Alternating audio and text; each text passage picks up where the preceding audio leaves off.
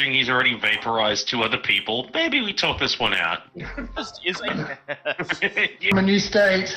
Yes, Smithy has yes. moved from Tasmania to New South Wales. He skipped us. The bastard skipped Boy us. from the plane window, just waving. Episode 5, the music of the spheres, that we cut in half because unfortunately Liam took ill during the stream. But all this allowed me to do was. What's happening. So last time, you were sent case of Stanley Arnold, a friend of ours, Stanley, of course, who had seemingly murdered his girl, along with newly introduced Agent Ambrose, the astronomy and occult expert, arrived in town and decided to look into this. You eventually discovered that something weird was going on at Stanley Arnold's workplace, the facility. Some further investigation on a strange signal from outer space, monitoring it, beaming its signal out from the satellites into the town.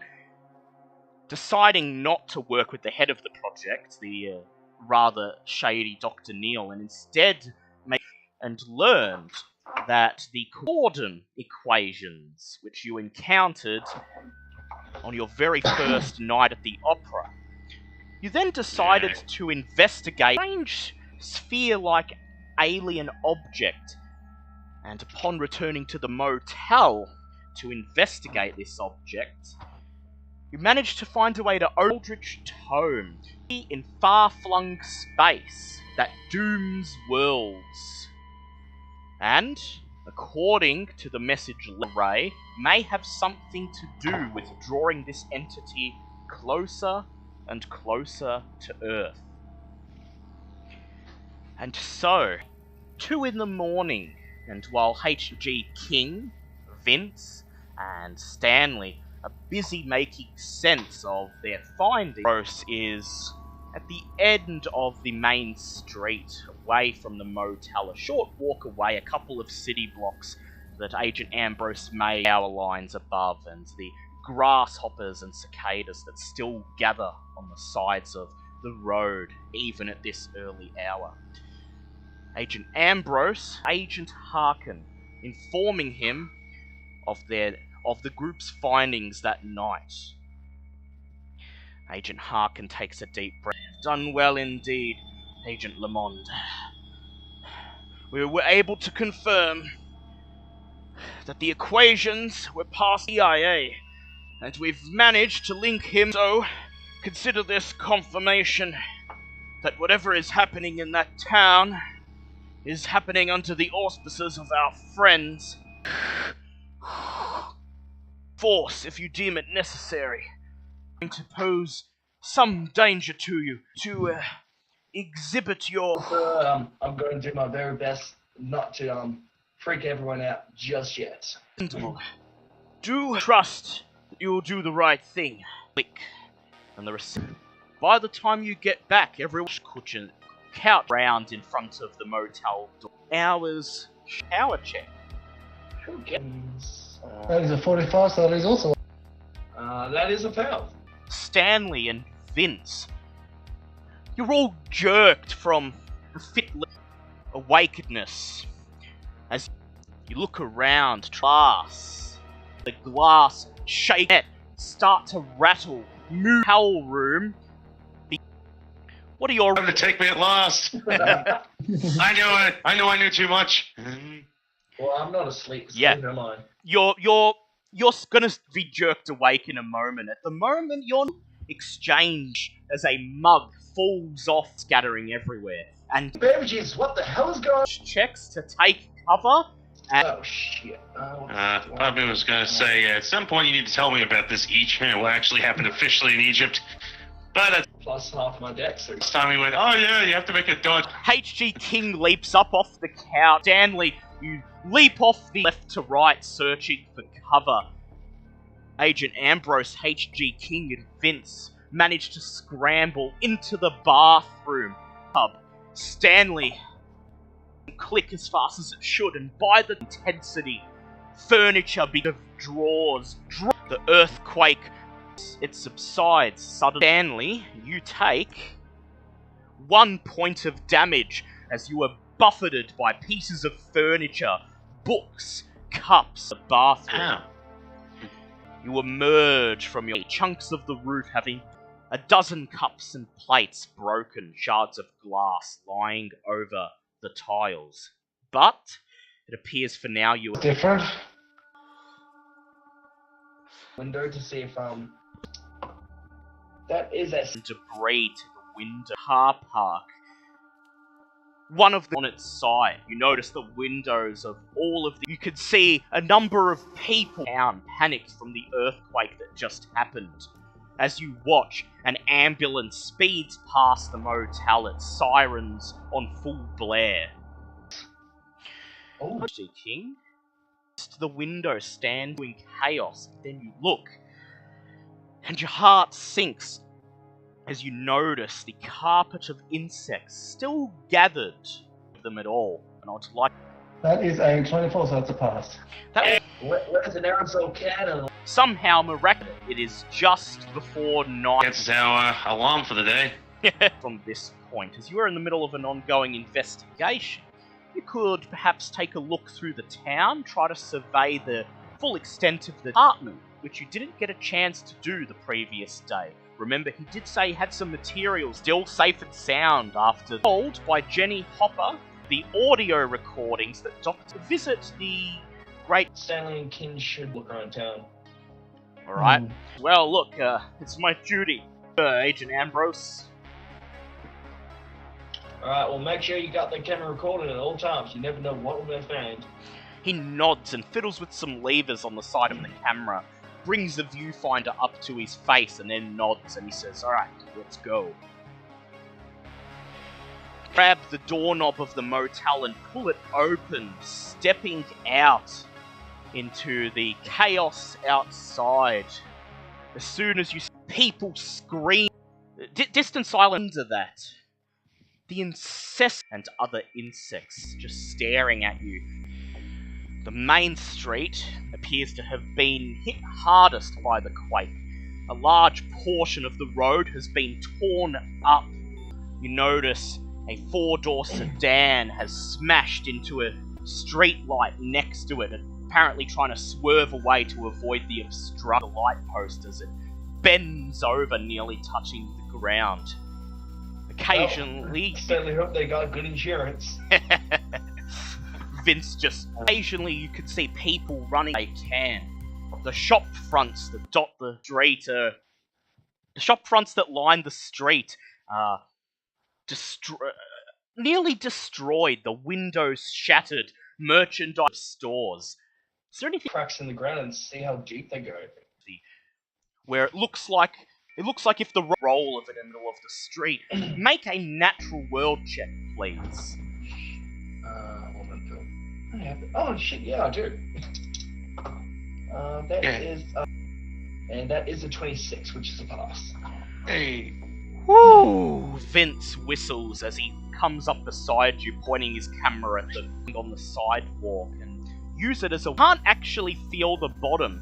You eventually let go of the fence post, and you see it disappear into the crack on the road, and then you estimate that these cracks are... And your knowledge of the natural world tells you that earthquakes of this magnitude are exceedingly rare in this part of the country. How this happened? Suddenly, rush at her. Ma'am, are you alright? you turn around and she's getting to you. You and Vince run up to her. "It's my son! He did it today, and, well, and the police have... They... Okay, ma'am, calm down. Oh, yeah, fun. Psychology's the hell out of her. Repeating the same words. "My son, he's trapped, you have to help her." And she nods. She leads Vince, you... Keep the camera rolling. Vince nods, holding the camera in front of him. And then you follow the woman running down along the asphalt.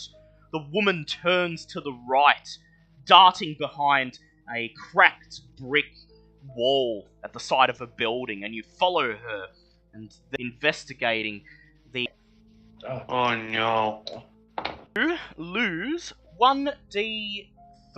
Is a 3, fuck. Beside you see a small door to easily access at the top. Blue paint pockmarked its trails. It's currently of a small toy store. The front windshield is broken, pierced by the sign on the front of the toy store that's horizontally through the front windscreen of the car, piercing through the passenger side seat and into the back, where it appears to have impaled a small boy, perhaps no older than 10 or 11. The positioning of the sign appears agape, his bottom lip trembling. I just turned to Vince. He leaves. I whisper to myself, I think he might hear me. Yep, what do you whisper? God, in all my 79 years, I've never seen anything like this. He shoots a strange, puzzled look at you, but then he shrugs. He wraps his arm around the woman and describes the accident and tries to calm her down, speaking softly and calmly, telling her every stare at this young seat painted red with... Look around the body. Would Pass of a 25. you look around, look from left to right, dragging your gaze away from the poor boy, and then you see a 4-man tent have spilled out onto the sidewalk. Walk over to it, separate the poles from the tarp, and then carry it over. Pull the driver's seat back so you can get access to the back seat and lean over, ready to put the tarp over the boy. His head turns to face you. He stares at you. What the fuck? Says, Tell me. No, that's not how this shit works, kid. Check, please. Then, on the other hand, I'm getting better. No, you're not. You'll be stone dead. Dead at the moment. No, I'm not a doctor, but usually bisection Another 1d3 san as you realise that somehow, miraculously, this child is clinging on to life, though he has mere minutes left, surely. Surely he cannot survive an injury such as this. Alright, gesture to Vince to bring his mother over. Down first and explain what's going on. As he does so, he keeps the camera pointed directly. The mother walks up to you. She looks around the driver's side door, your body blocking view. Her eyes go wide, her mouth. He's alive, please! Make a psychology. And that is a 10. She trembles and she says, Emily Danforth, and my son is Johnny. Right, no, Johnny. Leave her, Johnny, leave her. Oh. Sorry. Her tiptoes try. I put my hand on her shoulder. Emily, I'm Detective Ambrose. Now what I'm about to tell you is not going to be the best. He hasn't got that long to live, though. Bottom mouth trembles. And she just bursts into tears. Her wails breaking through even the sound, pushing past you, and side seat just silently cry. Are you going to look at them, or are you just going to have your back to? But try to put on. I know it's hard, but try to put on brave face for your son, okay? Yeesh. She just looks. Mummy loves you, okay? Mummy loves you.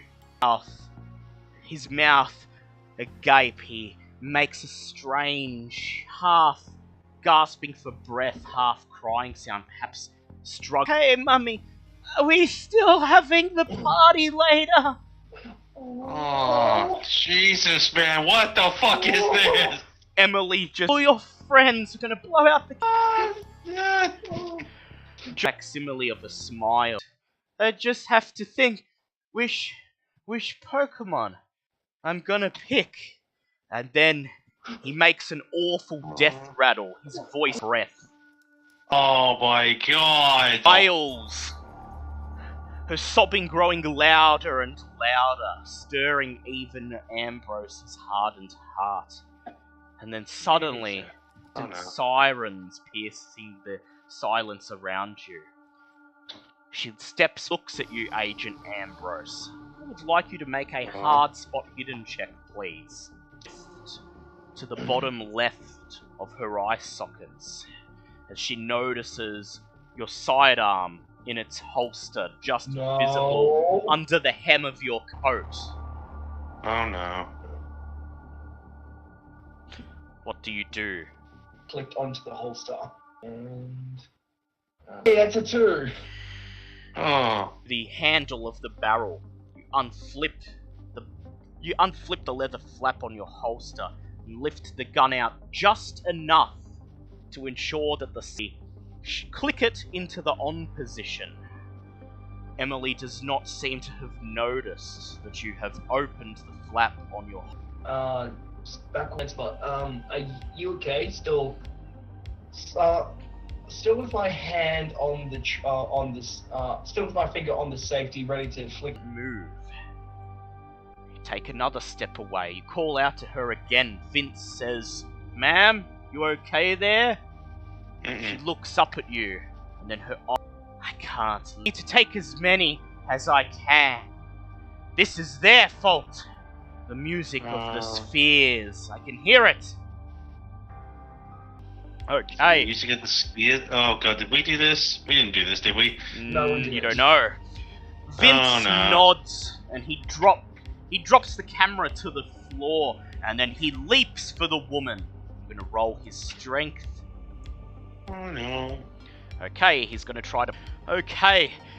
He leaps for her, and she's gonna make a opposed strength check here. Oh dear. On the bonnet of her, on the door of her car, and holding her in place. She struggles, still reaching for the aerial. At this point, her voice... Send them all to join me. The music of the spheres. What do you do, Agent Ambrose? Not in reach of her, in case she breaks out, but just close enough to talk to her. Going,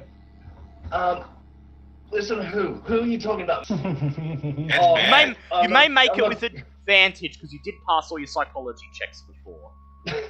But still, this is a 1. And luck to make this work. And that's a 47. Would you like to spend 46 points to make that work? Actually, I could, but I'm not going to. She appears to not turn into nothing but a nonsense snarl. She musters up seemingly superhuman strength and throws Vince off her. He topples to the ground as she reaches for the aerial on her car and in one swift motion snaps it off, raises it in the air, using it as a makeshift. We flick the safety off. Yep. And try to do a cold shot to shoot her hand. Yep. As she was pinned down, you did have enough time to quickly flip the safety off. So you draw your gun and aim it at her. Please make a firearms check with disadvantage. I thought a cold shot was just it had to be a hard pass. Well, it's usually disadvantage, because disadvantage is still easier than a hard. Okay. So it goes disadvantage, hard, disadvantage, extreme, and so on. That's a 12 and a 17. Either way, they're both hard passes. Yep. Bang! You fire your gun as he rushes towards you. Your bullet slams into her right hand, piercing the skin. Oh, it's deep. Okay, that's... She may die anyway. 12... No, not 12. Actually, no. 12 plus 6 is 12. 18, and... Bang! You fire your sawn-off shotgun. The first shot blasts away the tip of her thumb. The second shot rings out, and suddenly her hand is reduced to nothing more than the woman continues running towards you, screaming, flailing her handless arm, that bloody stump towards you. Dodge. Where's the raptors? That is. I gotta say, you're really coming at us hard with the emotional crap at the start of this episode, man. What the f? We're just gonna haunt people now. Hard Yesterday. pass. Yep. hard pass of a 55. Hard pass of a 55. You dodge out of the way with it. She trips over and falls forwards on the ground. Her snarling continues. Ah! Ah! And then as blood begins to pool around her dismembered head, quieter until her. Please make a san check. You killed an innocent woman. I just shot her hand off. Nope. And now she's dead. Jesus fucking Christ. Right, now I'm down to 30. What is going on? Both of you silently staring at the body of the woman and what remains of endlessly repeating buzz of the gathered insects. We cross over to HG King and stand. Yep. After you see Agent Am tell door shut behind you, but it doesn't quite. Stanley's beater of a car. Climb into the front seat, ignite the engine, and slowly begin to direct Nebraska as people rush to and forth around you, attending to the needs of the injured. And who is driving, HG King or Stanley? I suppose it's Mike. I was gonna say, I do not have drive auto, because, Yep. the beat up car I had in the middle, I'm guessing neither of us have it, so I'm just have going no to board. So, I would like whichever one of you is driving to please attempt either a drive auto or a hard dex check to maneuver the car through the broken streets. Drive auto or hard dex, which for me is basically the same thing. Either way, I'm trying to beat 20. My hard dex would be 30, so I have a little bit more dex, but... I mean, if you want to drive my car, I'm not going to say no. Let's see how you go. Yay! I think it's an extreme dex. Leaving the driving in HG King's... You slowly maneuver the car through the torn-up streets. Entire chunks of road that have been ripped up like a giant cat clawing chunks, and entire street walls cutting off their only access point to bigger throughways. It takes you about east of Maine, the address of Stan and his wife Carrie's apartment. Eventually, and the sidewalk, and you pass a street light that's slightly bent over. But for the most part, the street and the apartment appear to be in two-story townhouse. And on the left, number 10, front resident, and appear to be home. A bit of insects gathered along the edges of the footpath on both sides of the loud caw as a row of crows watch you. Really not a fan of these damn birds. HG King and Stanley, what do you do?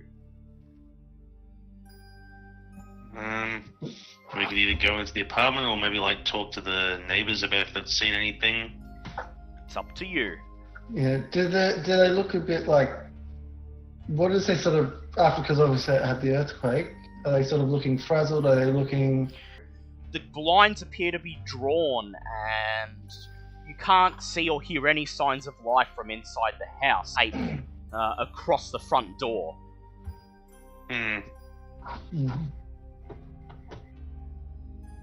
There's no sign of life apart from the car being there. Or if you like, it's up to you. Do you want to check the apartment first, then check in with the neighbors? I think the apartment's probably our main priority. Yep. You walk along the edge of the sex that scatters like Moses parting the Red Sea as you approach it. Make your way up the front, not turn. Of course, this being a crime scene, the apartment is locked. I'm guessing we didn't get a key or anything for his apartment last time. I don't recall getting anything like that. No, but you did get permission to enter. Oh, well. You could, or you may attempt another means of entry. I will ask you to make a hard spot hidden, please. Do you have a spot hidden? I Hidden. 20s, that's a hard pass. yeah. Just the whole he goes to like look at something and he'll just do the whole, nah, if I know Stanley, he always keeps spare keys. So It would be extremely unlike him to strangle a woman to death in cold blood, but yeah, we're neither learning here nor things there. today. We're learning things today. And then you see, emblazoned in front of the front window, a short distance away from the door, a logo of a prominent computer brand. And you smile. You walk over to it and notice that the logo is in fact a large sticker that's been placed over the front of the window, and you can see a very tiny bulge down the bottom of it that sure enough find a spare house key attached to the underside of it. Good to see Excellent that, work. I was gonna say, good to see that Stan is completely different from how I knew him. You head over to the door, rip some of the police tape off the lock you to the dimly lit, dusty apartment on the other side of the threshold. Be left exactly as it was the night of the murder, with a couple of pillows fallen from a couch being the only items out of place. A taped outline on the floor shows where police discovered Carrie's body. There are a number of books, computers, electrical engineering, and Midwestern geology. Nothing out of the ordinary at first glance. A desk beside the desktop computer, and a framed photograph next to it showing Stan and Carrie arm in arm in front of one of GCPA's radio telescope dishes. You know a guy, and this to happen. Real somewhere here. Yes, the only question is where would they be? Guess we do this the old-fashioned way, check room by room and see what we find. Yeah. So there's nothing in particular you want to look for? That's DM for you need to look for everything. Not looking, You because can make an idea. Yeah, it's a 32, so that's a hard pass. That's a 15. So Stanley, your instinct is, of course, to try to log on to the computer, because that's your default in every situation. Yep. HG King, you think a more in-depth search of the apartment might be in order, but you notice that for someone who is apparently big into computers, he has a wide variety of books covering topics that ordinarily you would think to be out of his purview, such as astronomy, amongst other things. There indeed.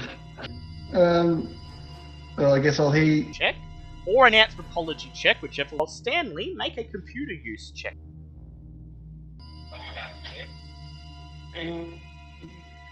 Definitely 37, that's going to be a hard pass for That one. is a. Take a seat in front of the desk, biting down a pang of sadness as you turn the framed photograph so it faces away from you. Windows NT wash over the silent room. You smile, crack your knuckles, and begin brute forcing your way into the computer. You know that Stanley was into computers, of running some real top-shelf FBI hacking techniques to break through his security, and you soon find yourself staring at his computer desktop. Welcome, M1. We've just started and some stuff is already screwed up. There we go. What? So we got to listen Wow. to the death in there. But there's plenty more to Pardon me. come. Yep. Enjoy. So, Stanley, you notice that the desktop is meticulously clean. Stanley was never the type to have icons willy-nilly all over his computer, and the only things of note are that down the bottom of the screen, his internet browser is minimized and didn't have a chance to fully shut down.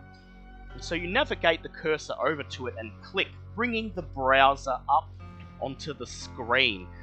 It appears that Stanley was reading a news article, and I will bring it up so that you may see it. I like the idea of Stanley just breezing through some of his stuff, just going, you were good, kid, see? With me around, you'll only ever be second best. He always was second best compared to you. First of all, there is an article from the Boston Globe. The headline reads, "Thousands feared dead in Ethiopian quake." And you remember seeing the news report on this in your trailer a couple of days ago before you were hit. Nearly 9 points on the Richter scale struck the south central portion of this African nation yesterday morning. Peace Corps volunteers and officials of tremors that began about 13 hours before the major quake rocked Addis Ababa and areas as far away as Nairobi heavy, with most losses occurring among starving people of Ethiopia. Severe droughts have affected this and famine. My. Don't get to do those very often, but let's see what we can do with my great whopping 26 in Cthulhu Mythos.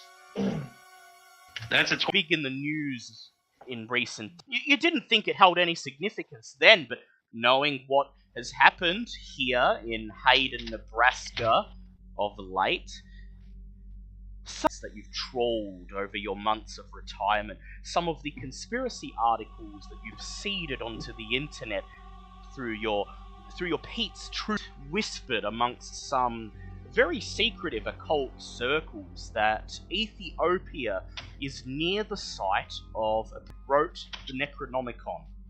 And suddenly you realize that an earthquake of this magnitude occurring in such close proximity to, if you take into account that mysterious Harbinger grows ever right as he does so. There is a second article that is in Stanley's web browser, and this one is less significant, but also still chills you to tremor. In Arthur County, officials less than 2.0 on the Richter scale. The quake is believed to have been centered in the area of 3 Mile Lake in Arthur County. Unexpected, stated Billy, and the earth shaking, but no harm done. No. Readers may recall that in 1990, scientists predicted a major earthquake would occur with an epicenter in Missouri. The quake never materialized, but scientists nevertheless say that major earthquakes in the Midwest are a real possibility. You recognize the area in the article as being only about 20 miles north of the town of Hayden.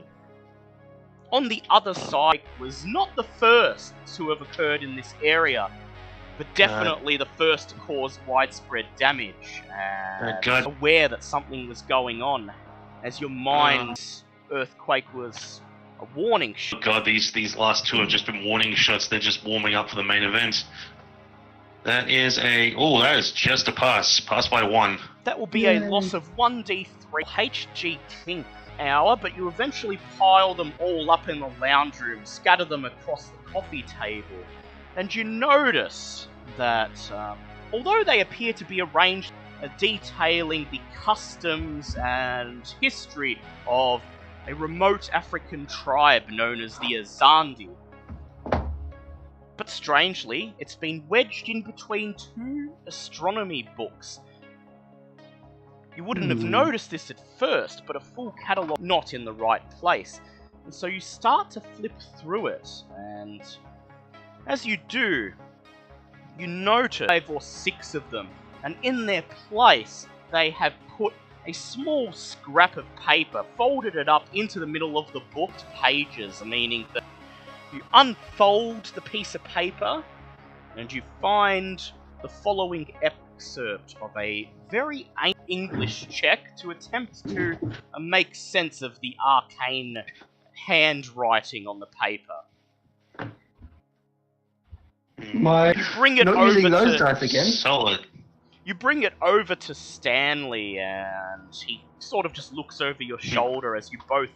For then mankind would have become as the laws and morals thrown aside, and in all old ones would teach them new ways to shame with the holocaust of ecstasy and freedom. You may both attempt Cthulhu Mythos check. That's a 6. I got an 8. So you both, how Stanley managed to get a hold of this, but it appears to be an excerpt from a rare mythos tome, perhaps describing the effects of Ghroth. Signal twists the kill and destroy, preparing the earth for the coming of the great old ones. Sanity check. Both of you sanity checks, please. I Yeah. knew that was coming. Well, gee whiz, I saw that coming. 4 for passing, that's just going to be 1. The implications quickly set in. According to this text, and this appeared to be something that Stanley's experiments at his workplace were causing something to happen. The implications of this text imply that as Ghroth draws nearer and nearer, from the reaches of space, that people in this town, in this area, and eventually in the world beyond, will simply go crazy. Just like when they were exposed to the Claudin equation back in New Jersey, but on a far greater scale. You know that same equation. Stop to this, but how? Is there more? Oh, suffering. Mm. It's $1 million question. The house and just see that you. Might as well. Yeah. Alright, yeah. like both of Also, you to make yeah. spot hidden checks, please. Us. The rest of the house is started in the bedroom and then slowly rampage throughout the rest of the house as the hallway is covered in painting as a cup of water that's tipped over, and in the bedroom the bed sheets have been torn off the mattress and tossed haphazardly over a dresser. As you're about to leave, you notice the corner of something white peeking out underneath the bedsheet on top of the dresser. You move the bedsheet away and you find a stack of papers stapled together and just sitting on top of the dresser. Stapled together. It appears to be nothing more than else has crossed out a number here or there with. What would you like to do anything with it?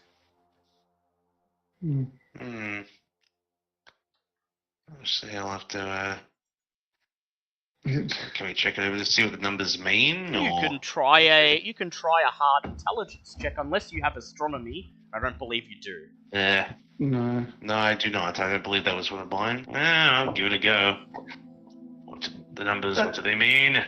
HG King, and he buries himself in it. Eventually, HG King, you come to the conclusion that these are brought home to work on outside of hours. That's all you're able to glean from it, and you decide that perhaps if someone who actually knows about astronomy, perhaps Agent Ambrose, were to take a look at it, they would be able to determine exactly what they... You found everything useful, but you feel that you know what to do next. What would you like to... I'd like you to make a luck check. That is a no. Unfortunately, all of the windows appear to be on the northern and westernmost walls of cul-de-sac rather than the neighbouring apartments. We can't peek in from here, so... You? Is there a reason why we shouldn't just do one to see if they're okay and see what they think on the situation? Why not? Shut and cross over onto the neighbour's porch. You look at each other one more time, and then who knocks? Back to the underside of the Dell logo. Decides to knock on the neighbour's door. Sure, why not? I believe that would be Mr. HG, Kingman. raise your hand. Let him to get knock. out of my head. You raise your hand to knock a fourth time, and then suddenly you hear the sound of something being unlatched on the other side of the door. And then the door opens, bringing you face to face with a wrinkled white hair come hold himself up straight with it. He takes a look at you, and he says, I don't want to buy nothing, so you'd best be on your way. Just want to ask you a couple of questions. A persuade check, please. Do I have persuade? I definitely don't. I have psychology, not persuade. That's what I did. If you like, you can make an appearance check. Yeah, appearances are a lot nicer. 8, so that is just a pass. Says the old man. Lesbians? What about them? I heard they wanted to put that nightclub up on Main Street, but that's not my business to bother with stuff like that. Oh, boy. Do you know what happened? And I can physically point at the house. Do you know what happened over there? No, nobody flattened anything. The police came there a few days ago, locked it up. This is like the most Yeah. stream. Yeah, why we're here, sir. Do you know anything about what happened? He says, well, why didn't you speak up, Sonny?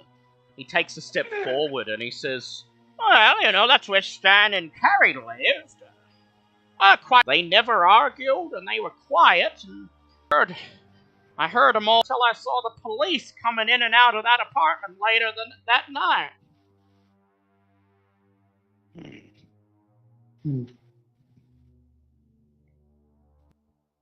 Well, it doesn't answer any of my questions, so... What will you tell me? Is there something you want to ask him? So, It's noisy. okay, sir. Did you... He says, there's all these grasshoppers and crows, gathering around, and, well, it must be because of that, little tremor that happened a few days ago, and, well, apparently there's another one this morning. It's all over the news, but, Okay. Anywhere fast. As you just look at him, I'd like both of you to make luck checks, please. Oh, fun. Oh, God. 30. Oh, my God, I rolled exactly 34. That is my luck. That's a 17.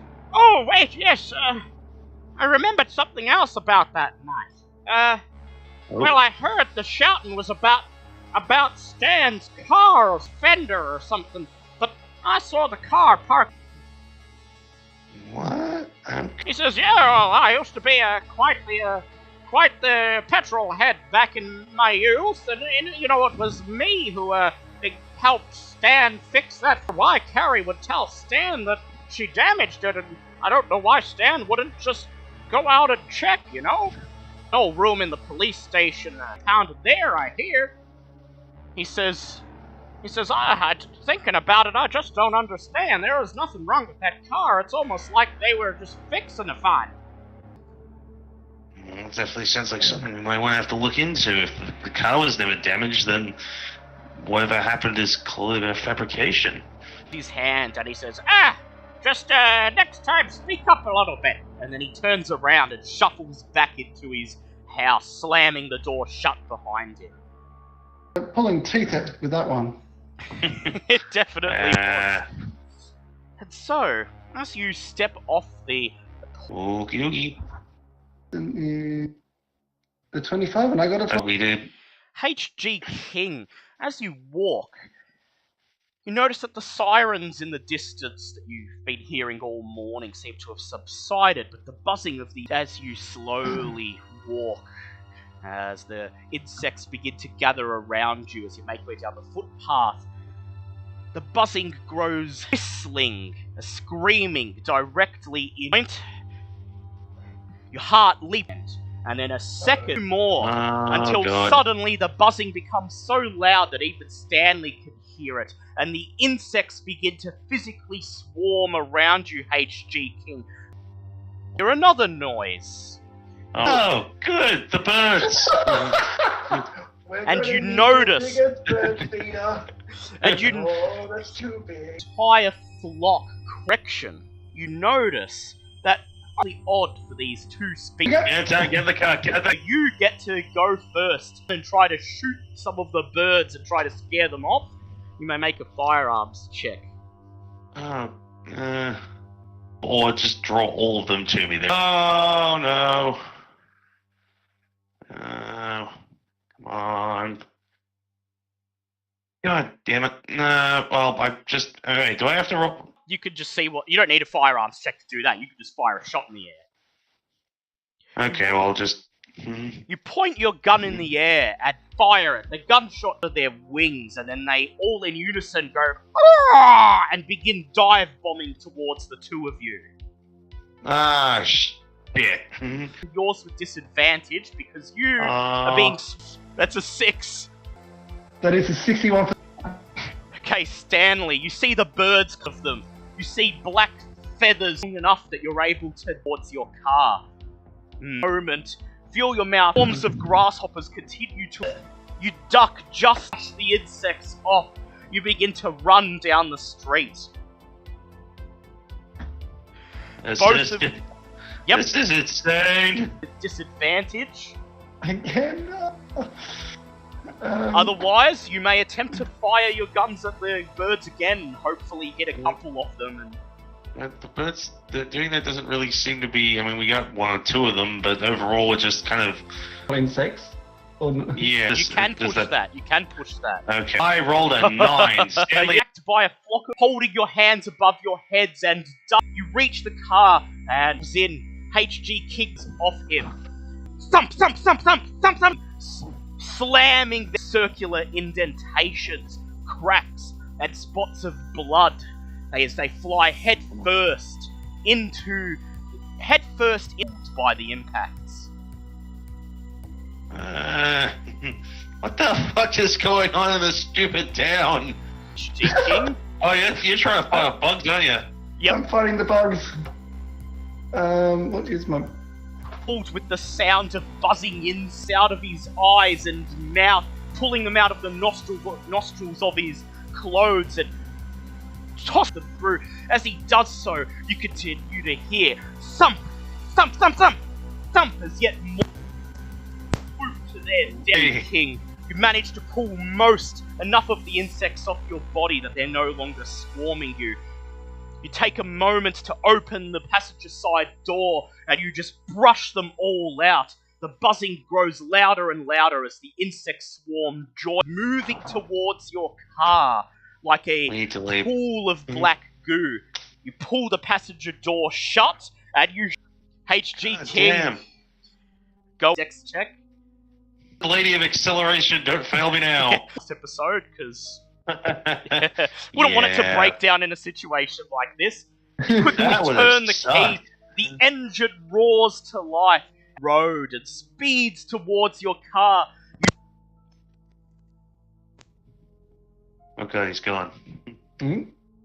Hello? Keep going, Dale. I got so excited in my narration. He actually put his hands in on this. Yeah, he's got bugs in it. To life. You slam your foot down on the accelerator as you watch in the rearview mirror as the black swarming carpet engulfs as you drive sack, eventually making it subsided substantially, but the damage is still on display as emergency services and repair crews get to from earlier today. As your car slows down to a crawl, you see Vince and Agent Ambrose standing in the middle of one of the main streets. Vince filming the rescue and carting heavy Ambrose slowly trundling down the main street towards you. And as it draws near and pulls to a stop, you see both Stanley and HG King in all of the windows of the... Jesus Christ, what happened? Birds that weren't really doing anything this whole time. Oh, I shot a lady. Oh! And Vince films the whole thing. Oh Hey, god, that's right, he fucking did! It's at this point that Stanley, your phone is the ringtone of your phone now. Screw it. We'll keep it as the Lavender Town theme music. It seems appropriate. All things considered. Doot, doot, doot, doot, doot, doot, doot, doot. You pick it up, and a female voice on the other end says, is this, just What's left of them, yeah. back seat of your car and pull the doors shut behind them. Sorry, someone was saying something? I think it was just M1 before he moved. Dr. Jen. Yeah, how are you doing? You okay? Anything weird going on in your end of the world? She says, well, everyone's on edge over here, and Dr. Neil's haste, but look, remember... I definitely remember that sort of conversation. She says, well, I managed to get a spare moment, and guess what? I've got the tape. Lifted it right from Dr. Neil's office. Okay, that is dangerous, but definitely going in there. Where can we meet up? And preferably soon, because things down our end of the world is starting to get really weird, and that's... the conference room we talked in yesterday, you there, and, I'll bring it up. She says, you're in Hayden right now. On the radio is that there's been... People have been going crazy, but just to help us out. It's... She paused for a moment. She's out of Hayden and get here.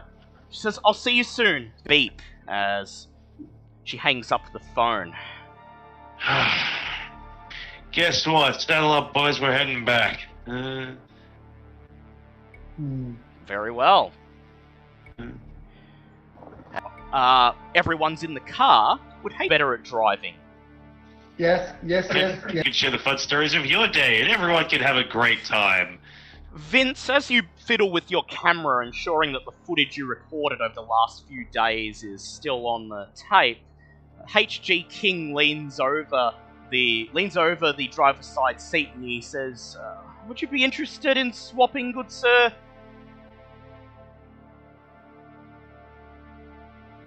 I think he's talking to you, Ambrose. He's talking to M1. Oh, Vince? I thought it was okay. Yeah, I don't. Well, in that case, yeah. So Vince, would you like to take up? Yeah,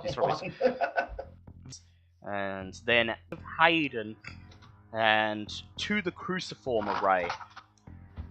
Despite the fact it's now early afternoon and retreats in town are still in shape, streets still tall. So to avoid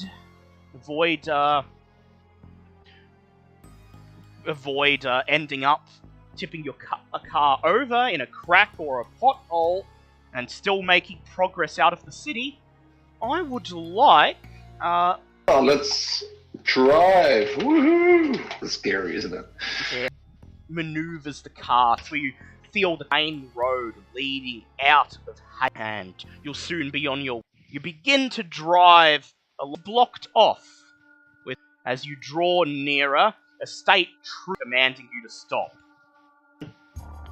Can I just wait, do the whole Joe thing? These are not the people that you're looking for. Again, persuasion. Please go ahead. I'm sure it'll go as well as it.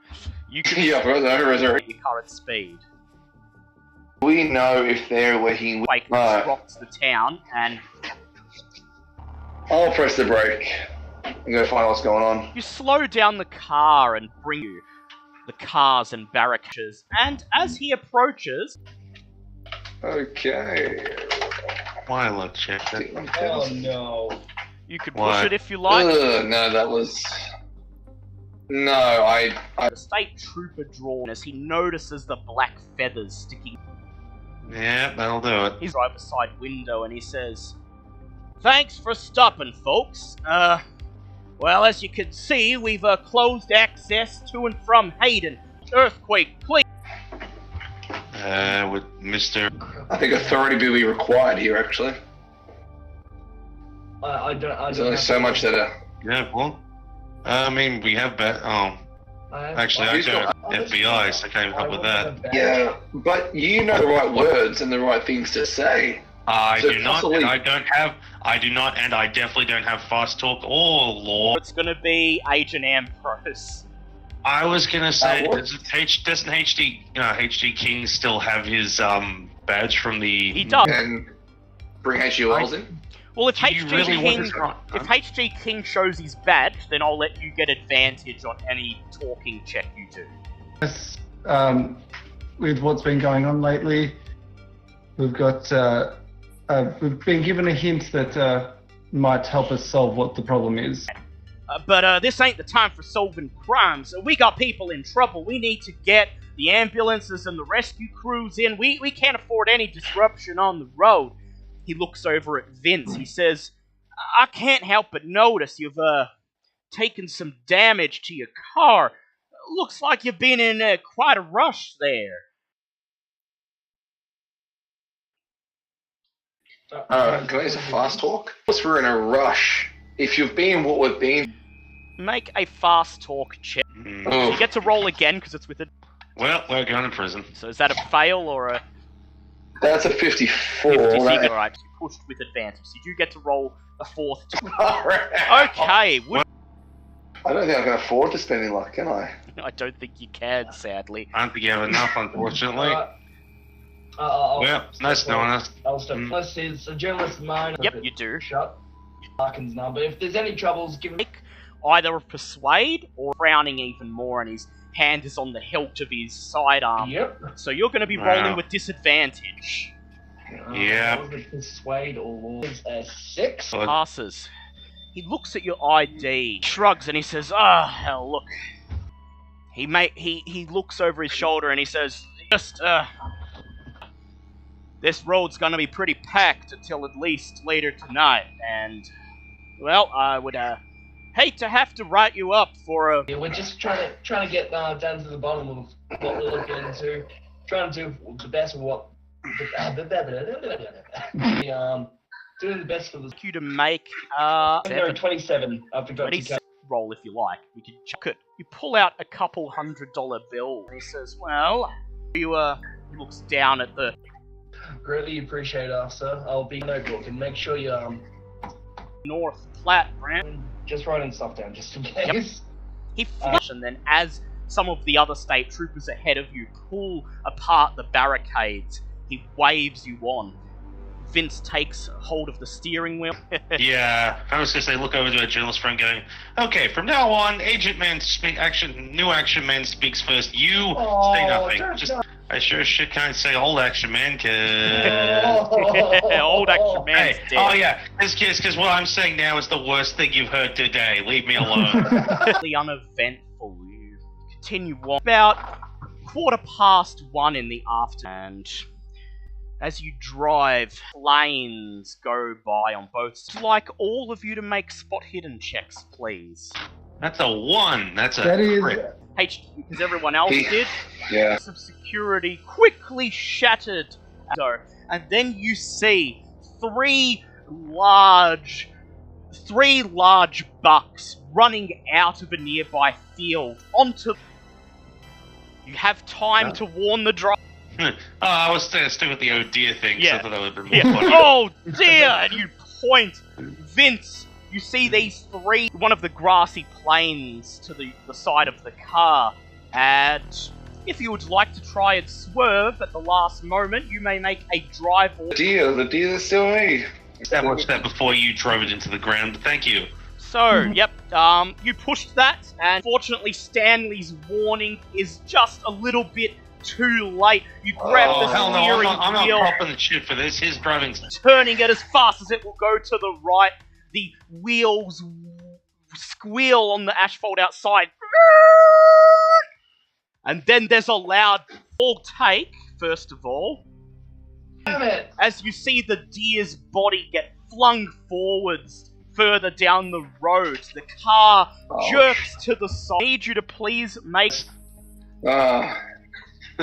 Trust me, if You you did fuck it. this up, we won't need... Oh, it's a pass. Of course it For is. a brief Now it's a moment, fucking pass. for a brief moment, as the car swerves to the right, you feel it swing Thurston as he, and then thump to catch your breath. The engine still idling. The windscreen with a massive crack through it, covered in a big puddle of...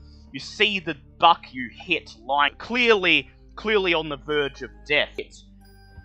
Of their fallen friend. and they just stand there watching for a moment. Not moving. Not continuing to cross them for a tense 5 or so minutes.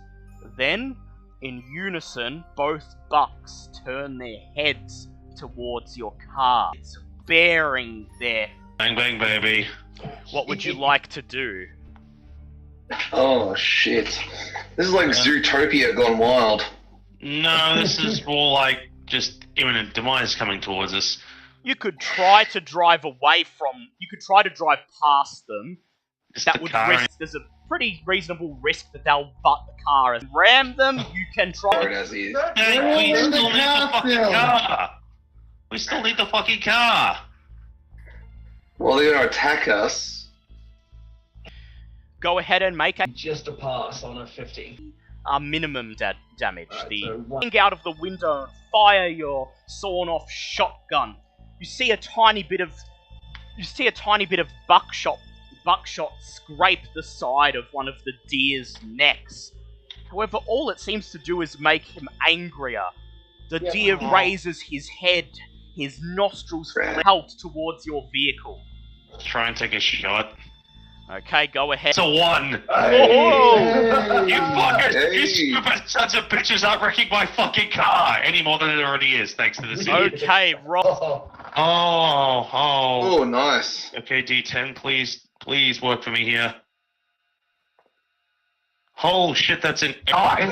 You hang out from the Obliterated. passenger side window, raise your gun and fire. You see your bullet slam right the sack of stones. under a Under phased and continues charging towards your vehicle. HG King, what would you like to do? Just saying, stands for the shooting, just looks at us going, well, I killed mine, what are you guys doing? Right, go ahead, HG King. That is a 43, which is just a pass. Okay, you may roll your damage. What is my damage? That's a good question. It's gonna be better than what we normally That's get. an 8. Hey! Max Eight. damage. Bang! You fire your gun moment, registering the impact. It's you. Everyone, brace! Roll con checks, please. Oh, man. Hard pass, 30.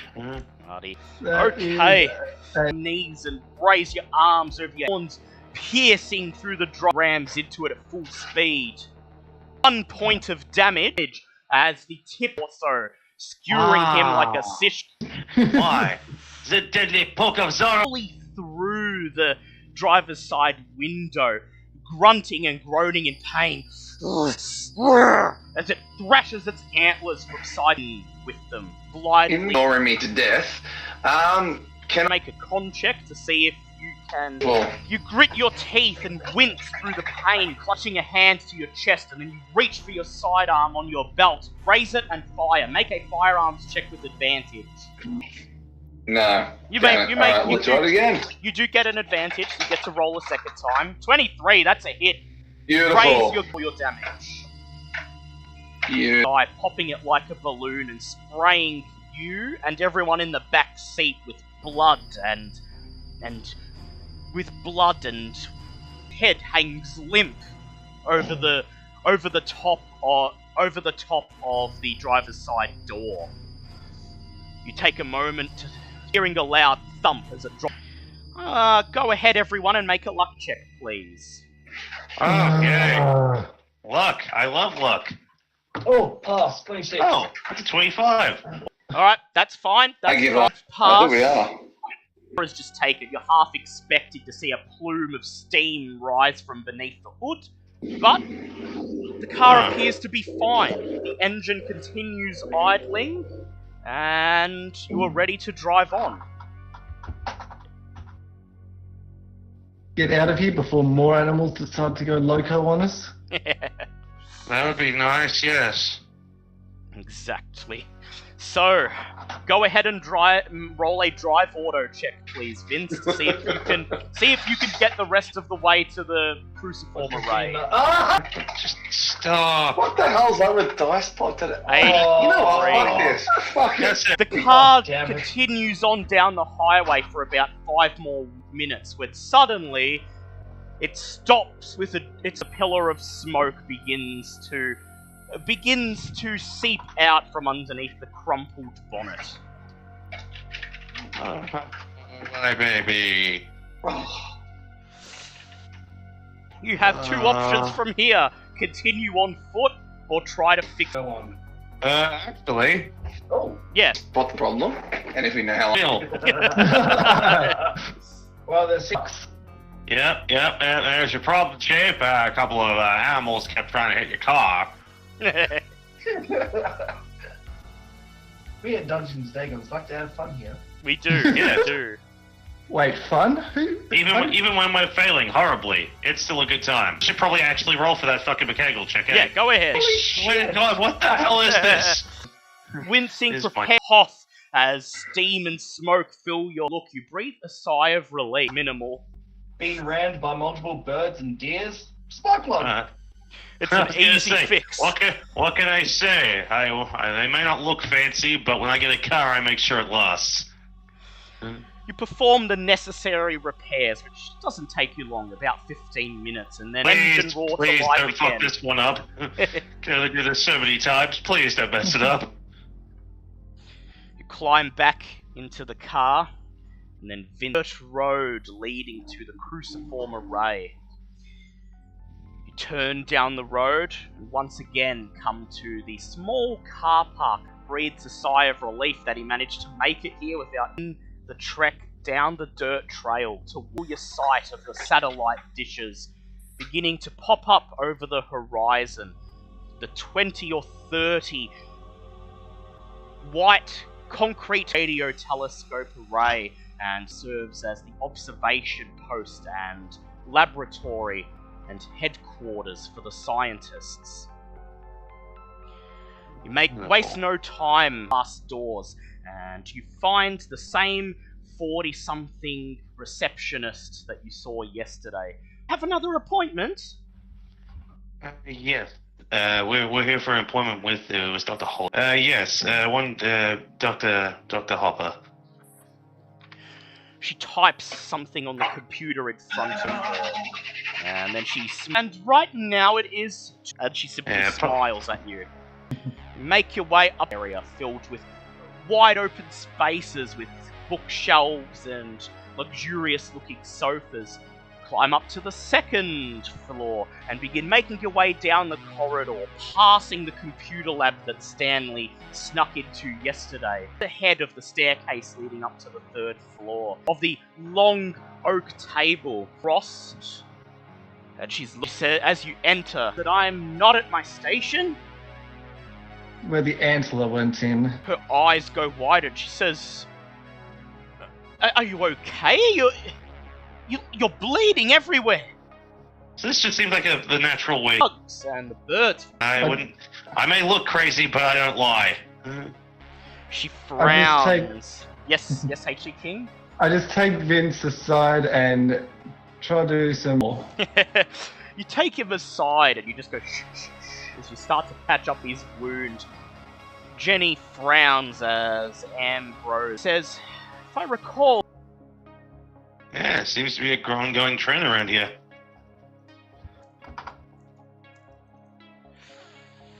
But yeah, it seems that they're stepping up the game. We've gone from that all the way up to actual larger animals that did a number on my car and many of the people here. It's been a really fun day. It's been a fantastic day by all involved. She shakes her head at that what we were doing here has anything to do with it, but... Well, after what you said to me yesterday, I was having a think, and the fact that Stanley thought... The fact that he mentioned that one time to the rest of the team... She says, well, now I've heard the recordings, and I'm starting to think that maybe Dr. Neil isn't being totally honest with everyone here at the array. She reaches into What was her your first hint? She reaches into her table. It's at this point, Stanley and H.G. King, that you remember the sheet full of numbers and seem to be sent to Agent Ambrose and could take a look. Reach into your bag and pull out the folded bundle of papers containing the seemingly endless curiosity on her face. And as you hand them to Ambrose, Jenny smiles and says, Those are telescope coordinates, points in space. I think they're the same ones that Stanley was working on for Dr. Neil back when we received the list of coordinates to put into the radio array. Back when he was tasked with deciphering that odd equation, except for Dr. Neil would actually know the contents of this paper, we would be able to determine exactly where the signal we're monitoring is coming from. She gets up. Did you say he was in charge of solving these? This was in mathematics, but you would know. You went to college with him. So you don't think that's not slightly odd? She shrugs it. She says, "Well, I certainly think it's odd now, but think logically from the perspective of the scientific mind. It was a coincidence and nothing." Holding the papers, and she leans over Ambrose's shoulder as he studies them. Ambrose, you've been handed a list of astronomical coordinates. Would you like to make an astronomy check to try to actually decipher where these are pointing? I should certainly hope I can try. Stream is disconnected. Attempting to reconnect. Okay. Alright. It is streaming again.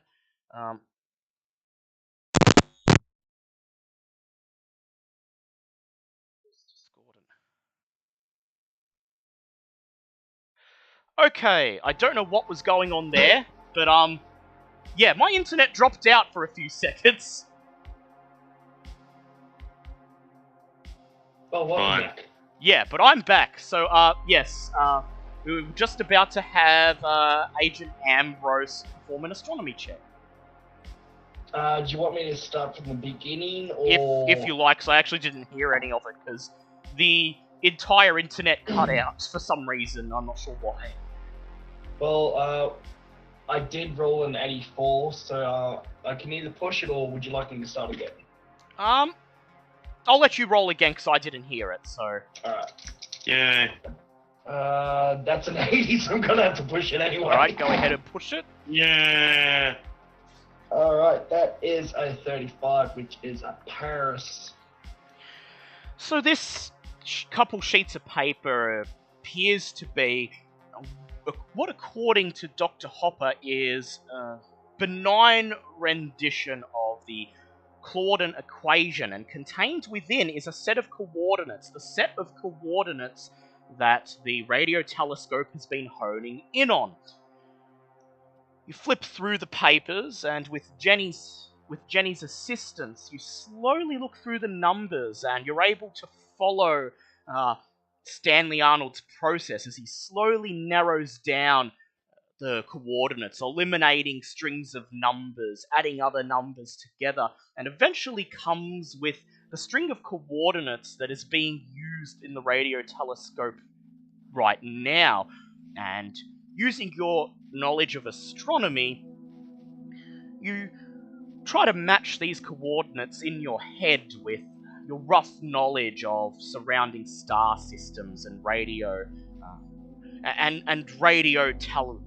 telescoping, and you eventually determine that the signal that the radio telescope is monitoring appears to originate from a location approximately 250,000 light years away in the dead center of the constellation Sirius.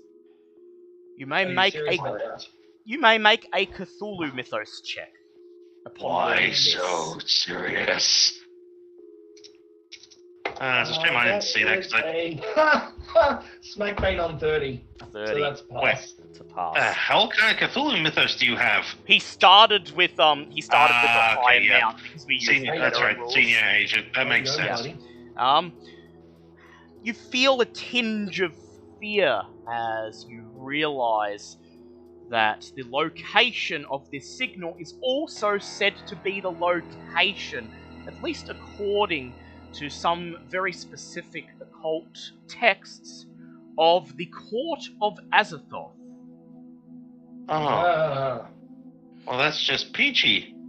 Furthermore, after learning in the previous session that apparently the signal originates from an entity known as Ghroth, you put two and two together, and you remember reading archived materials in the Delta Green database that states that Ghroth is a dweller of the court of Azathoth and the servant to the elder god who journeys throughout the cosmos, ensuring that the worlds he visits are prepared for the arrival of the elder gods. Yay. And while he will continuously draw nearer to Earth, listening in on his signal, beaming the Claudin equation to his location, seems to be greatly speeding up the process of his arrival. Of course it is. If you were to explain it in layman's terms, it is as if the planet Earth was in a quiet forest full of predators and suddenly started screaming, "Here I am! Here I am! Come to me!" Galactus, is that you? Nah, this is straight up ego. So basically, there's a giant pissed off evil entity from space that is being dragged towards Earth at a rapid rate of knots because some lovely bright spark thought it would be a great idea to go, "Hey buddy, haven't heard from you in a while, looking for a good time, what do you got?" Exactly. Ambrose, do you reveal this nugget of knowledge to the rest of the group? Sure do. You tell them, and thanks. well, you heard Stanley's reaction, HG King. What is your reaction to being told that? Yeah, essentially the greatest elder god of them all is sending his most powerful servant to Earth at a rapid clip, right? Can we just say this as Galactus sending the Silver Surfer? It might as well be. This is like the horror version of it. I don't think a will's going to cut it this time. Jenny looks back and forth between you, a look of confusion on her face, and she says, "I'm sorry. I thought we were monitoring the Nemesis star." You were. You're also monitoring the thing that it lives inside the Nemesis star that is most certainly currently being brought to Earth with all intent of devouring and destroying us. And you guys are leading it straight to us as if this was a late night booty call. She opens her mouth wordlessly, takes a step back, and says, Look, I'm not sure what's going on. I'm not even sure if I want to believe this, but look, for Stanley's sake, I'm willing to help. That's why I've got these tapes." She says, "I don't know anything about this Azathoth or this Ghroth or anything, and if I'm perfectly honest, I want nothing to do with it. But..." I don't know. Should have thought of that before you started hailing him on the phone. She purses her lips and she says, "So, you still game to listen to this recording?" Might as well. We're already completely neck deep in this, whether we want to be or not. She swallows deeply, and then she takes a seat in front of the tape recorder, reaches a finger forward and presses play. At first, you hear nothing but the soft, scratchy static of an empty tape. But then, Dr. Neil's recording starts to play. These radio emissions of Ghroth that have been coded into sound waves. They sound something like a bizarre mixture of rumbling harmonic bass tones and crooning distorted whale song.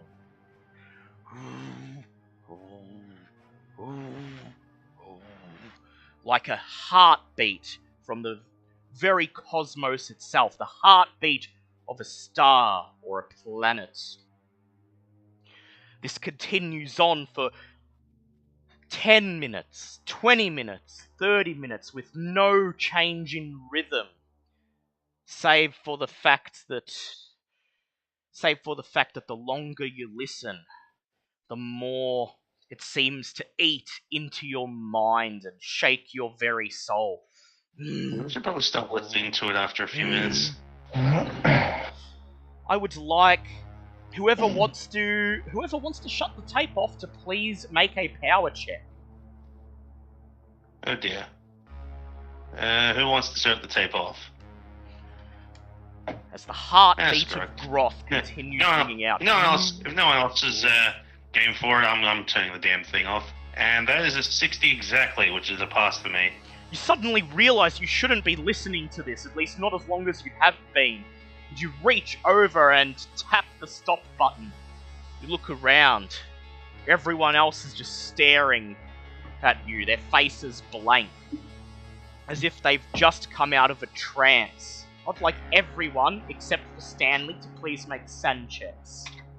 Hey, Hey, Sanchez. That's a 3.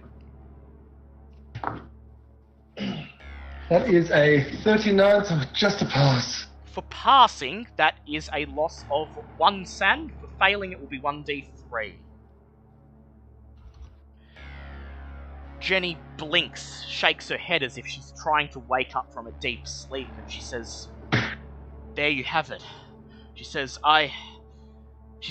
to me, it sounds like a heartbeat, kind of like whale song, but Dr. Neil, he's listened to this thing for hours on end, transcribing it in his office, and he thinks it's music. He keeps saying that the heavens have blessed us with the music of the spheres. does that mean anything to anyone else here? It does. It may be to Ambrose. Ambrose, go ahead and make another Cthulhu check. Sorry, what was did gonna you say- say? I was kind of zoned out. Well, at She least says- you're staying in character. Yeah, she says that Dr. Neil has been transcoding this signal, thinking it's music, and that he calls it the music of the spheres. He thinks it's beautiful, heavenly music. He seems to be utterly obsessed with it by this point. Oh, yes. So go ahead and Cthulhu make a mythos, you said? Cthulhu mythos check. I was gonna say, Okay. but didn't the lady that they were dealing with before they had to blow the arm off say something about that as well? Yes. Yes, that's why I'm getting him to make a Cthulhu mythos check. It's a 7, which is a pass. Yep. And you remember, this is the phrase uttered by that crazed woman this morning.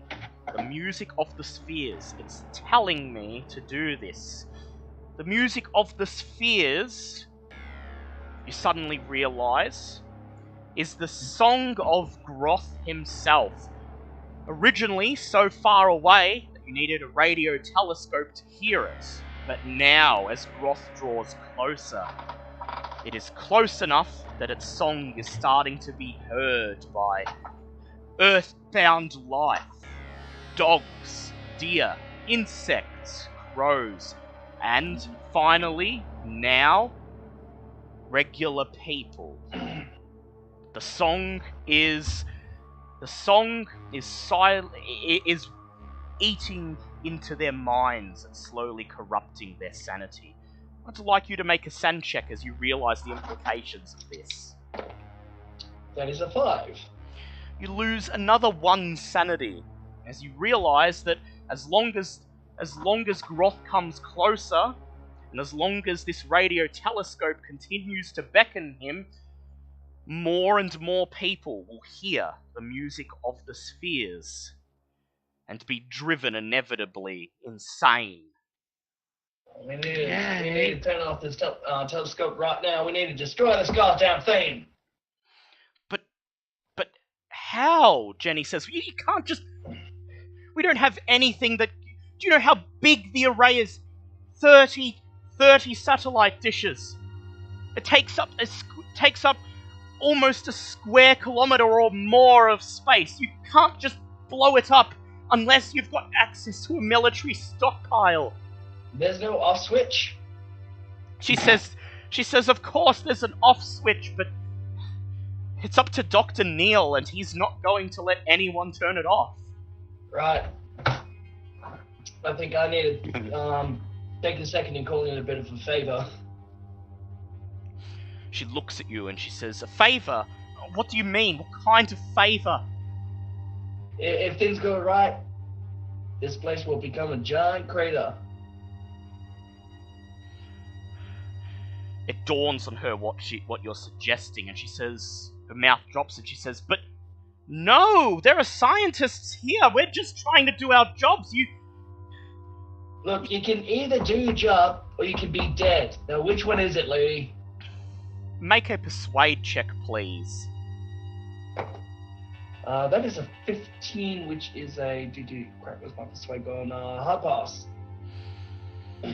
She bites her bottom lip and then she stands up, her chair clattering to the ground. She leans forward on the conference table, slamming her fists down. She says, I will not agree to you destroying a place like this, but I'll do my best to inform everyone that they need to evacuate. As long as you provide word, give us enough notice to get out of here. You have my word. I'll tell you exactly when things will go down. In the meantime, you have to focus on getting everyone you can out of here. She says, My question. Yep. One question. Does there happen to be maybe like a fire alarm system that you could set off to get a mass of people out at one time with plenty of notice? She thinks and she says, why, yes, but...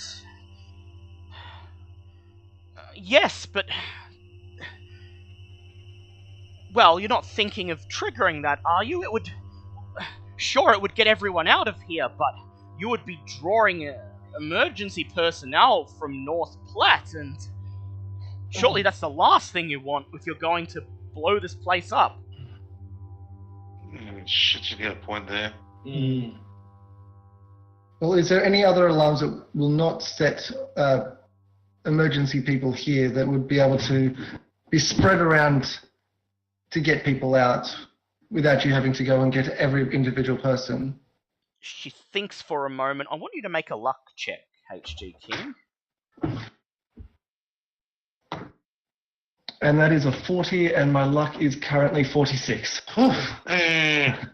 She thinks for a moment. She says, well, there's the fire alarm, and then there's the alert to call a staff meeting.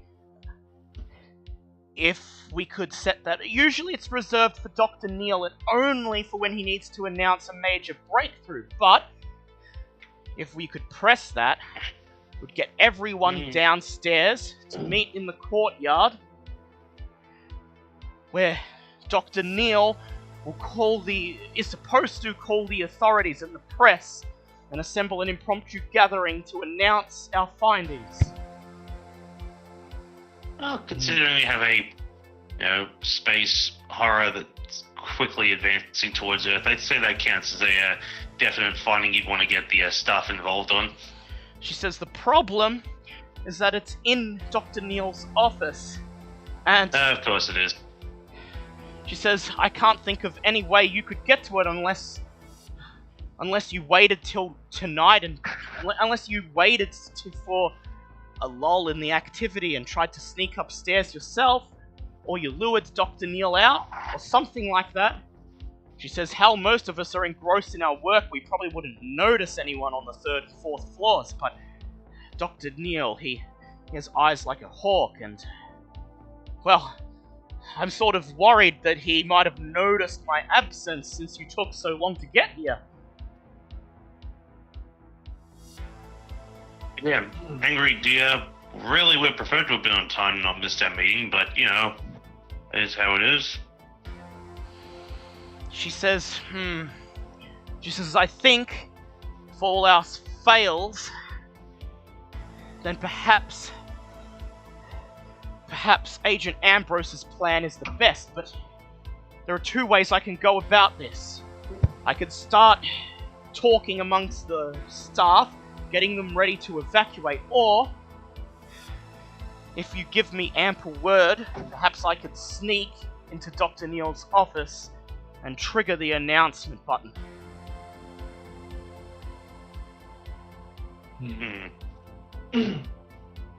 Well, the faster we can do this, the better. She says, The closer this entity gets, the harder it might be to avoid cataclysmic events happening. Jenny thinks for a moment, her bottom lip twisted into a frown, and she says, very well, I've made up my mind. I'll do it for Stanley. When you're about to, blow this place up, give me some warning. I'll sneak into Dr. Neal's office, and I will press that button. She says it should get everyone out of here quickly and easily. How much time would you need, you lady? She says, give me 15 minutes. That's all I'd need. Yeah, I can call in that favor, and and if it all goes rightly, hopefully I'll ask for about half an hour. Because the sooner this place is destroyed, the sooner the world can go back to some kind of normality. She nods. Sometime being the optimal word there. She nods, and then she begins to walk towards the door of the conference room, and she says, well, I'll be in touch. Just, look, you better get out of here. You were already late to the meeting, and Dr. Neal is going to be on the warpath. I hope he doesn't notice anything.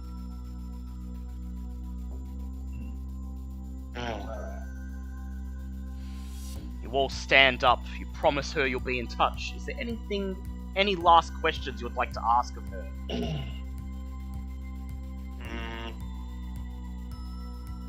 Alright, can anyone else think of anything to ask? Because I got nothing at the moment. Having enough fun with the whole happy revelation of, holy shit, balls, we're all gonna die. Yeah. I've had my brilliant ideas of evacuations. Yeah, no, I think I'm Right. good. I think I'm good. With that, you thank her for your time, and you exit the conference room, making your way back down the hallway as she hurriedly begins to climb up the flight of stairs to the next level. I would like you all to make luck checks, please. Oh, That's a 32, which is a pass. I am not lucky at this time. Ooh, that's a pass. That is a 44, which is a pass by 2. Fucking pass, yes. I'm the only one that failed. You watch her depart up the stairs, half expecting Dr. Neal to accost her, demanding to know where she'd been for the last hour or so. But she makes her way up to the 3rd level safely, and you breathe a sigh of relief as you see her disappear around the corner of the spiral staircase. You make your way out, down to the 1st floor, down to the ground floor. The receptionist smiles and waves at you as you walk through the lobby, past the vending machines and through the glass door out into the courtyard of the facility. Hope you enjoyed your time here. Oh, next time, try to ask for a tour. I'm sure I can convince Dr. Neal, she says as she waves. Sounds like a dream come true. You shut the door behind you, and as you step out into the late afternoon sunlight, it being now about 4 o'clock in the afternoon, Stanley, you hear your phone make a sound. Doo doo doo doo doo. Yeah. You grab your Once we get phone around. You grab your phone and you find a text message waiting for you on the home screen. I'm going to put it up in Discord so you may see it. It appears to be sent from an unknown number, the number itself being complete gibberish. An asterisk, the number's 143, a hashtag. The message itself reads simply, "Meet me by dish 1 at 2 a.m. Well, there's either one of two things about this. Either this is someone trying to help us, or most likely an absolute trap. What do you all think of it as you show the message to everyone else? What does everyone else think? Sense. It doesn't even make sense. I don't even know how people get this number. Why do people keep getting my number? They keep putting stuff in this phone to make sure that doesn't happen. What is the point in buying anti-spyware technology if people just keep hacking my damn phone? I mean, you could attempt to dial the number back. I'm sure it's probably a bad idea, but I want to give it a try because I'm getting sick of people doing this crap to my phone. Who are you? Where you come from? What do you want? You bring up the menu on your phone and you select the option to call the sender of the message. You raise your phone to your ear as everyone else looks on, and you hear, for what seems to be a very brief half a second, the start of a dial tone, and then all of a sudden is replaced with a cacophony of static and meaningless noise. Beep, beep,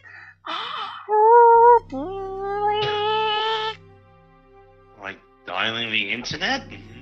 Yeah, it sounds awfully similar to you dialing the internet. Why is the internet trying to call me? You broke the internet. So there's no other reply, just that Just hard that, noise just over and this over again? cacophony of weird noise. That's all you're getting. Okay, well, Perhaps that's when you great. get back, perhaps if you get back to the motel and crank out your laptop, you might be able to run a search and see if you can trace this number. But I mean, that technically, seems to be- wouldn't I just have my computer with me? I usually oh yeah, you don't would have go it with without. you, but like I don't know if you'd have access to the internet right here.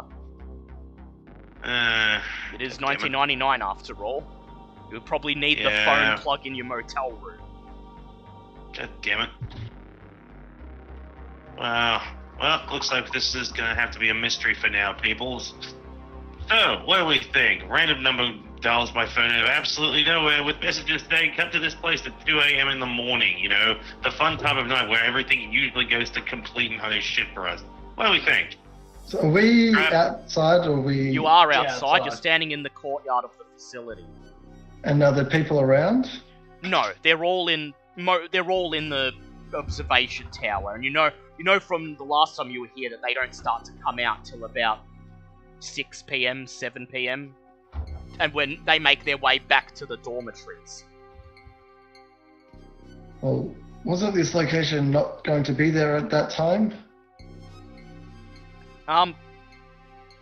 Well, yeah. Well, you were planning on blowing it up before then, I presume, but Well, that's what I say to the others. yeah.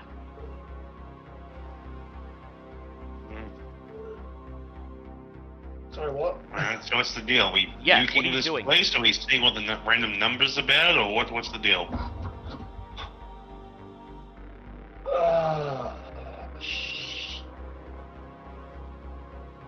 I mean, you've got time to kill until 2 a.m. Yeah. I mean, you could get to town and back. You could get to town and come back by 2 a.m. Or if you, or you could potentially find a place to hide on this property until 2 a.m. if you think getting back will be difficult.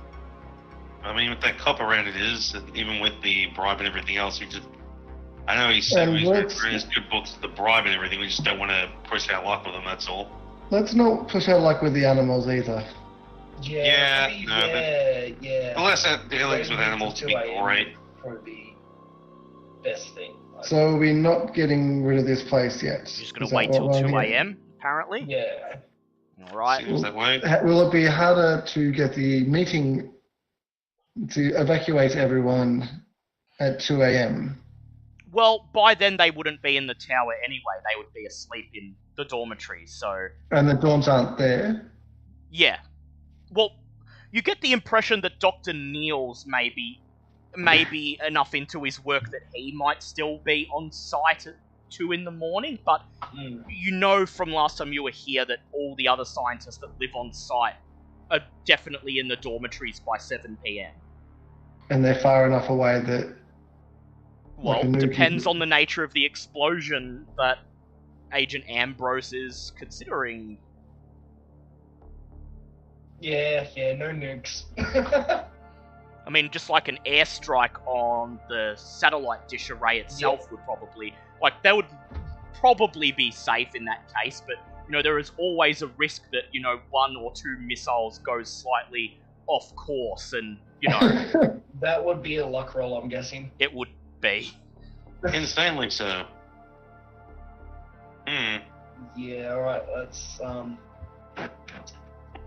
Pitch your tents, boys. We guess we'll... Yeah. Alright, so you're going to see what happens at 2 a.m. and then you're going to put the word in. Very well. Okay. So how would you... So you want to wait here till 2 a.m. Where would you like to hide? I mean, presumably you could just hide in the satellite array itself, but... You know, it's nearly 4:30 p.m. now, so you're waiting for over 9 hours, so you probably want to be comfortable and make sure it's in a place where you won't be seen and where you can defend yourselves if you need to. Yeah. Well, we will probably be seen in the car. Well, your car's back at the car Oh yeah, that's park, right, so, we walked. yeah. Oh no, that's It's a trail, so that's probably fine there. I'd like you to make spot hidden checks, please. Alrighty. That is an 8. That is an extreme. Yeah, I didn't see shit. I'm still just happily thinking about the horrid space monster entity that is coming towards That us. is a 2. So I'll give you a description of the facility, because you probably don't remember from last time. But,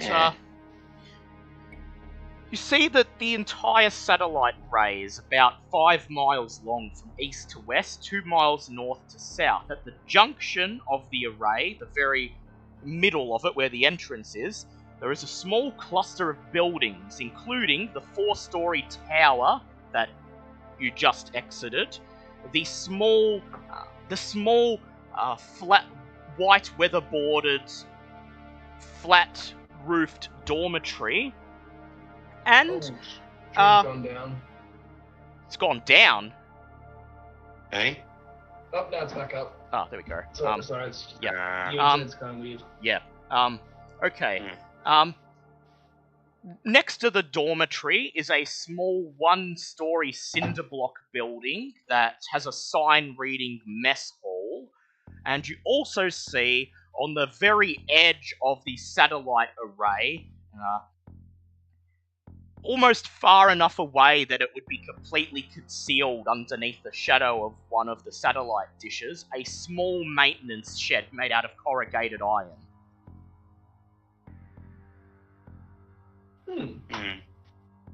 No, that would be a really good hiding spot. So there are several options.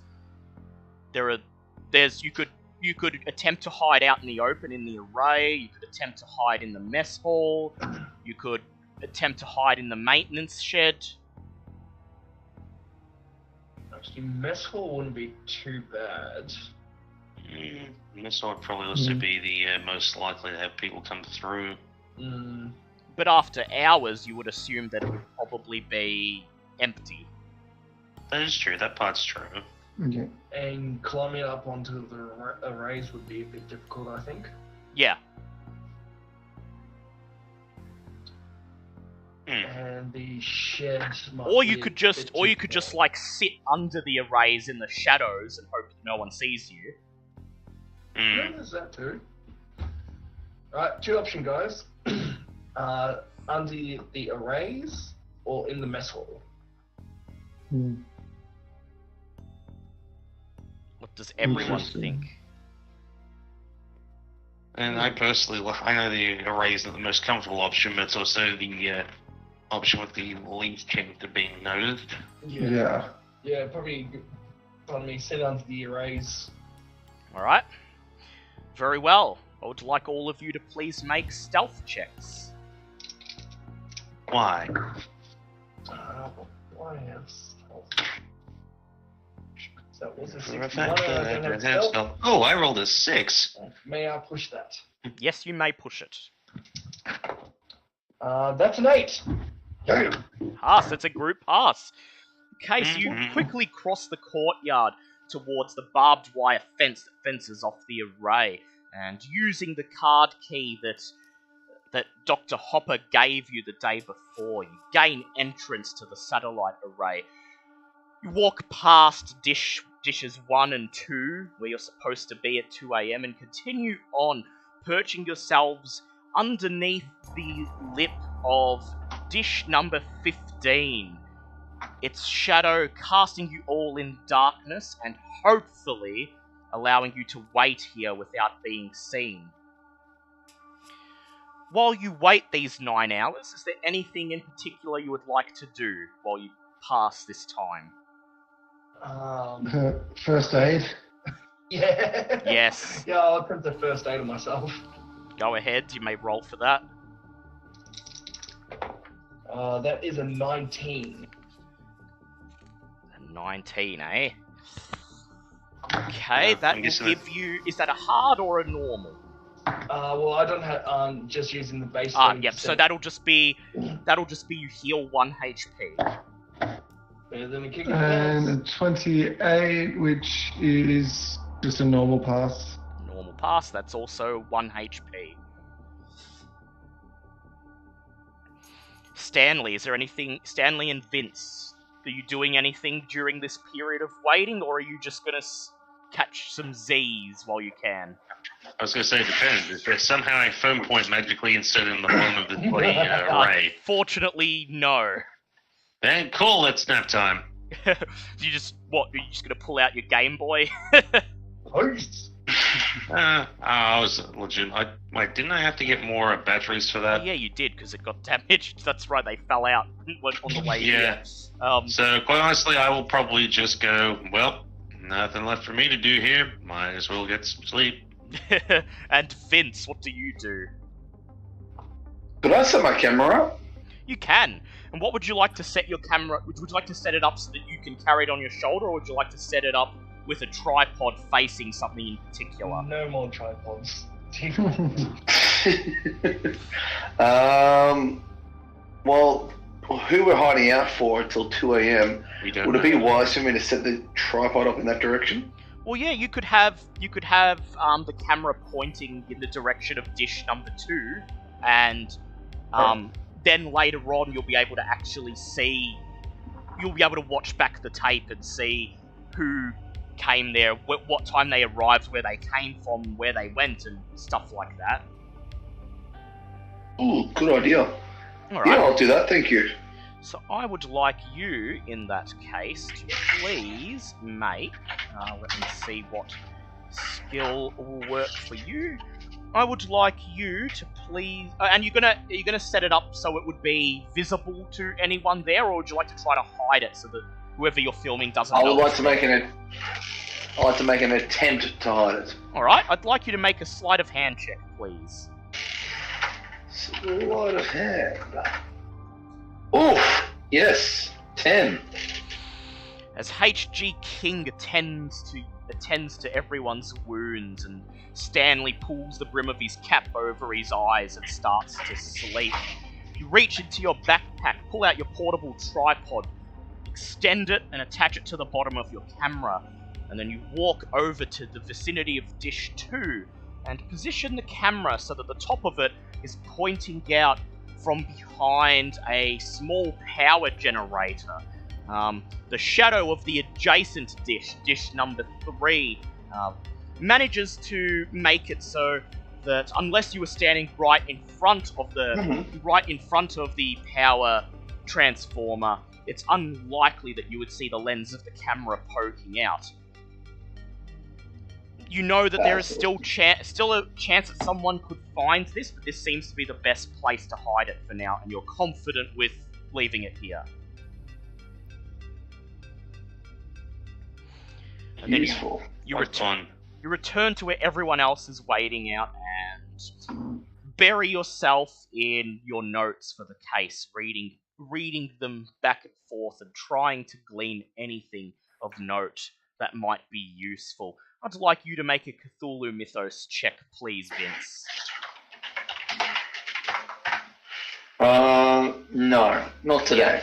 You've got notes that you've taken, but the pieces haven't yet fallen together, and you hope they will soon. Okay, Agent Ambrose, you've conducted first aid on yourself, and as you lean against the stem of the satellite dish, as Stanley softly snores, as Vince scribbles and flips through his notes, the sun slowly begins to go down, and the sky outside begins to turn orange, and then bright red, and then purple, and slowly dark blue, as the first pinpricks of starlight appear in the great blackness above. Your phone suddenly vibrates in your pocket. You pull it out. There is a text message.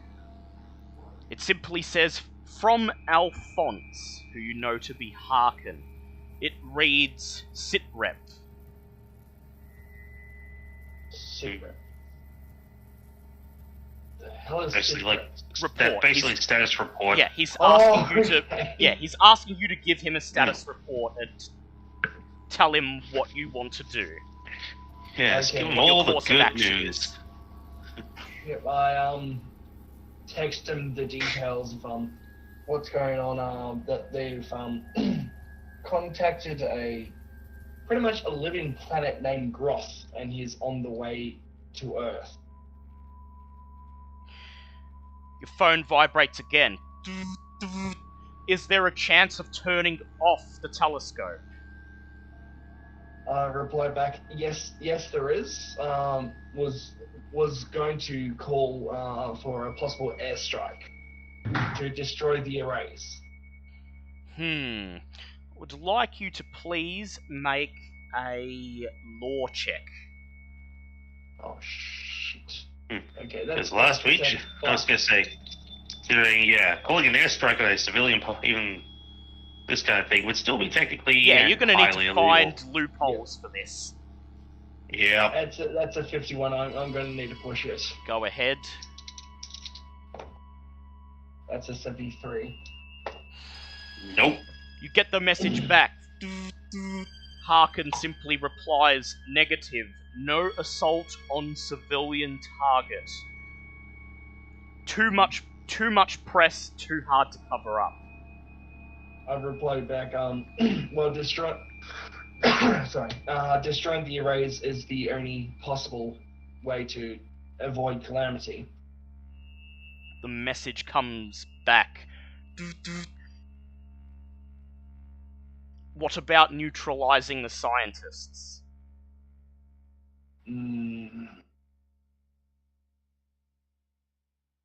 Reply back, it's a possibility, but not recommended. You wait a few moments. Finally, the phone vibrates one more time. Harkin's final message. It simply reads, "No airstrike, but find a Delta Green box at these coordinates." And the message includes a set of coordinates about 10 miles to the north of here, out in the middle of seemingly featureless plains. And the message concludes, "Perhaps you will find something useful there." And then he says, "P.S. Be careful. You never know what past agents have left in a green box."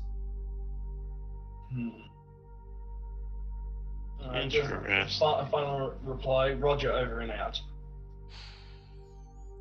So, You could potentially make it to these coordinates and get back before 2 a.m., but it's entirely up to you. Well, to avoid any civilian casualties, I think Ambrose would want to attempt to see what's in the box. Yep, What's in the box? green box.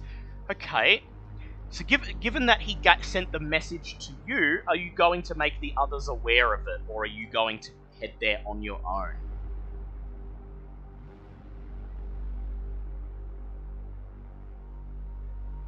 I'm gonna head there on my own. Oh. Alright. I tell the others, you lot, I'm going to patrol the perimeter, and I'll be back in a few minutes. Very well. Alright. I have to roll some things up here, so just give me a moment. I was gonna say, can we roll anything to see what's going on? You See if we can. get clued in? Yeah, well, you're asleep, but, Oh yeah, that's true. I can't do HG shit. King, Never mind. HG King and Vince, you may roll a psychology check to see if something seems a little bit off with Ambrose just deciding he's got to go do something. That is a 4. Oh shit!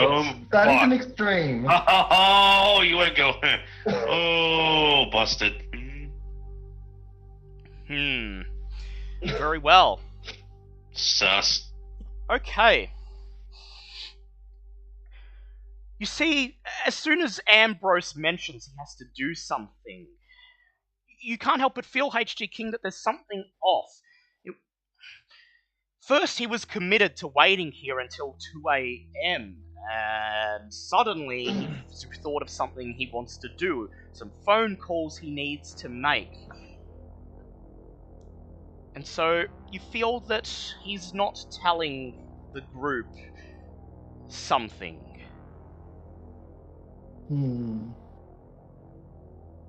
Where are you going, Ambrose?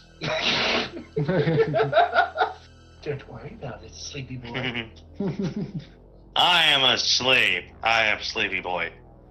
So what would you like to do, HG King? What I'm going to do is I'm going to grab my kit and head over to him and act as if I am trying to medicate or medicine him.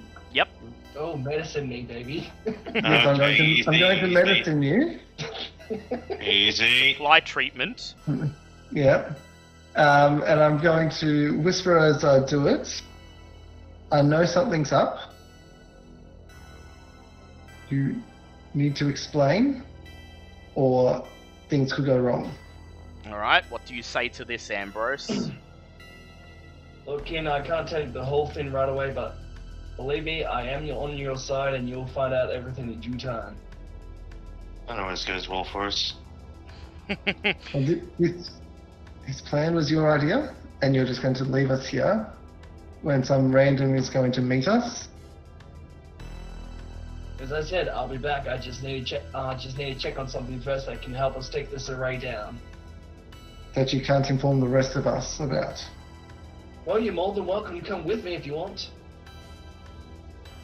Well, Yeah. on that note, Looks like No, HG pack King and Ambrose are going together. Very well Leave then. me with the reporter. We're saved. Yep. No Well, magic tripod to save you this time. Thanks. you cast a glance over your shoulder. You see Stanley peacefully asleep and Vince engrossed in his notes. And so, saying nothing else, you step out from under the shadow of the array with HG King following behind you. I'd like you to please make a navigate check. Hold on, I have to pull up my sheet again. Navigate. I don't have that. Let's hope and pray. Hope and pray did work. That's a 1. Oh my. yay. You show HG King the message containing the coordinates, and then you both work together using a small fold-out map of the area and you walk up the dirt trail, leaving the cruciform array behind, passing the car park, and walking along the highway into the fields, hoping you do not encounter any more mad deer. You cross between two tumbled over fence posts into a nearby field, and making sure to track your location on the map, you soon come to the coordinates. A location in the midst of one of the vast open fields of Nebraska. About half an acre or so from a run-down, abandoned farmhouse, you see a grain silo towering above you.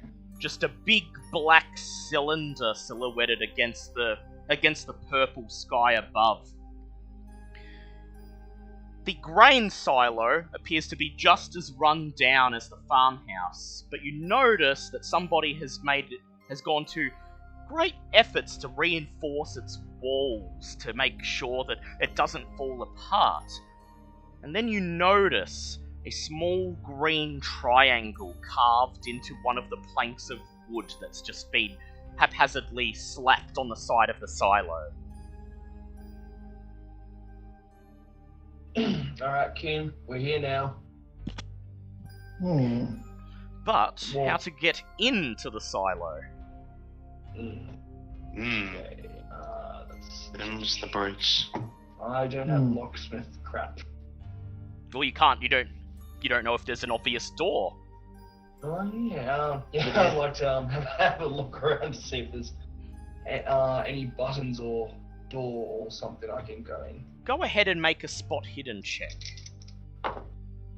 That is a 35, which is a pass. You do a circle around the grain silo, looking at the bottom of it, examining the wood panels as you move past, and you can't find a button or a door or any means of accessing the silo. However, when you do a full loop around the silo and come back to HG King, you notice the green triangle again. However, it's not facing upright, it's actually upside down, with the tip of the triangle pointing down. I would like to turn the triangle, please. You reach forwards and you grab the triangle, and you discover that it's simply etched into the wood and cannot be turned. Oh, Yeah. So it's pointing down. It is pointing down. I would like to look underneath if I can. Okay, underneath, I'd like you to make a spot hidden check, please.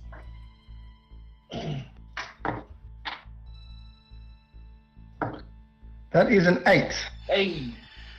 Walk up to Ambrose and you notice the triangle pointing down. You get down on your hands and knees and follow it down with your gaze to the bottom of the silo. And there, at the very bottom of the silo, you see another green triangle etched into a piece of wood at the very base of the structure. And it's pointing in your direction. So pointing back to the other triangle. No. The first Yeah. triangle's pointing down, and then the second triangle's pointing towards you. So it's pointing away from the silo. Alright, I would like to follow the dirt, sort of kicking the ground, moving dirt away as I go. Make a track check, please. Oh, I have track, do I? No, I don't. That is an 80. May I push that? Yes, you may. And HG King, you may attempt a track check if you like. Ooh, a track That's an check. 86. That is a 64, and to push it, that is an 8. So An that's 8! Hey! So he made it, yeah.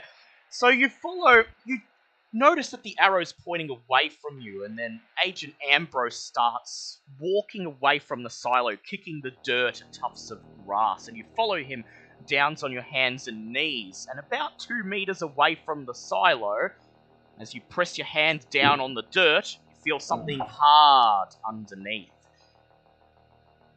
You quickly brush away the dirt at your fingertips, and underneath you find a thick wooden trapdoor. Voila. And I'm saying this because, again, I'm asleep, and believe me, I'm getting fucking pissed when I wake up and you fuckers have all left.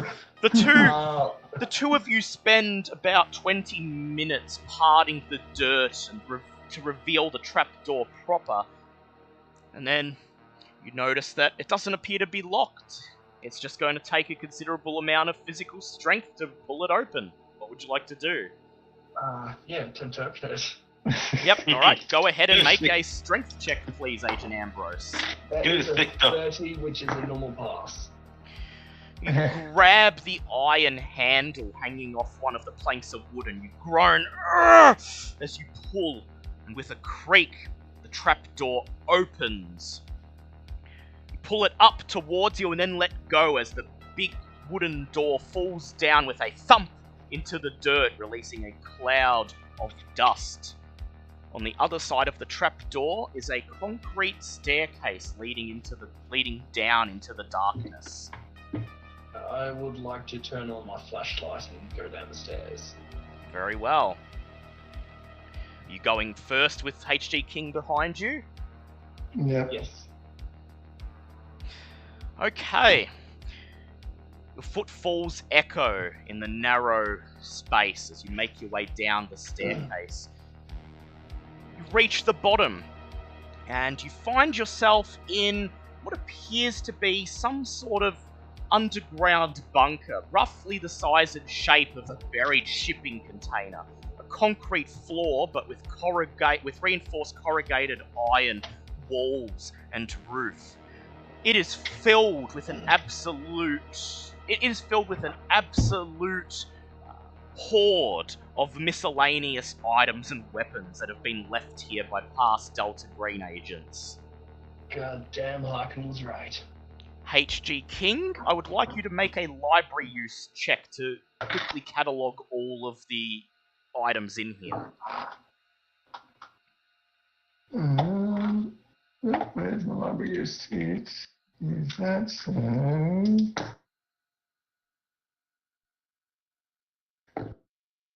That is. Can I use 5 luck points, please? Yep. So that is a pass. The two of you spend a good part of an hour cataloguing all of the items, or as many of them as you can. There's so many, there's years worth of debris scattered around this green box. But you eventually, and most of it appears to be non-notable, non-perishable food, canned meals, clothing, stacks of cash, boxes of ammunition and the like. But there are a couple of things that catch your attention. The first is a nylon gym bag. Inside, it contains a Mossberg M500 assault shotgun with a box of buckshot in the bag with it. I believe Liam has made a mess of his desk. The second is 3 primitive spear-like weapons, seemingly made of bone and bundled together by a rubber band, lying pressed up against the side of a wooden crate. They each have catalogue markings from Chicago Field Museum of Natural History. You have no idea what they're doing here. The third is a small canvas bank bag filled with some number of soft and flat things that appear to be scraps of fabric. In the crate next to it is a skinning knife that has traces of blood on it. Scrawled in marker on the bag is "Don't look." Do you wish to take one of these soft and flat things out of the bag and take a look at it? I would. Somebody's gonna have to. Alright. Do yourself a favor, don't turn around. But first, can I pick up that shotgun? Yes, you can. You take the shotgun. Oh, shit. You sling the entire gym bag over your shoulder, and then noticing the skinning knife with dried blood on it sitting on top of the crate and the bag that says "Don't look," you decide to open up the bag anyway and remove one of the soft, flat things. Under the light of your flashlight, it appears to be a piece of leather, a square of leather. There is some kind of marking branded or tattooed on the leather. Oh. It is, if you will make a Cthulhu Mythos check. That is a 15, which is a hard pass. You recognize the scrap of leather, or whatever it is, to be branded with the yellow sign of Hasta. Oh dear God. H.G. King, do you have any interest in this item? Well, I do not know what it is because I did not roll high enough with Cthulhu Mythos. So... Well, but you do know this strange piece of leather. Would you like to run a medicine check on it? Sure, I can use that. I have that skill.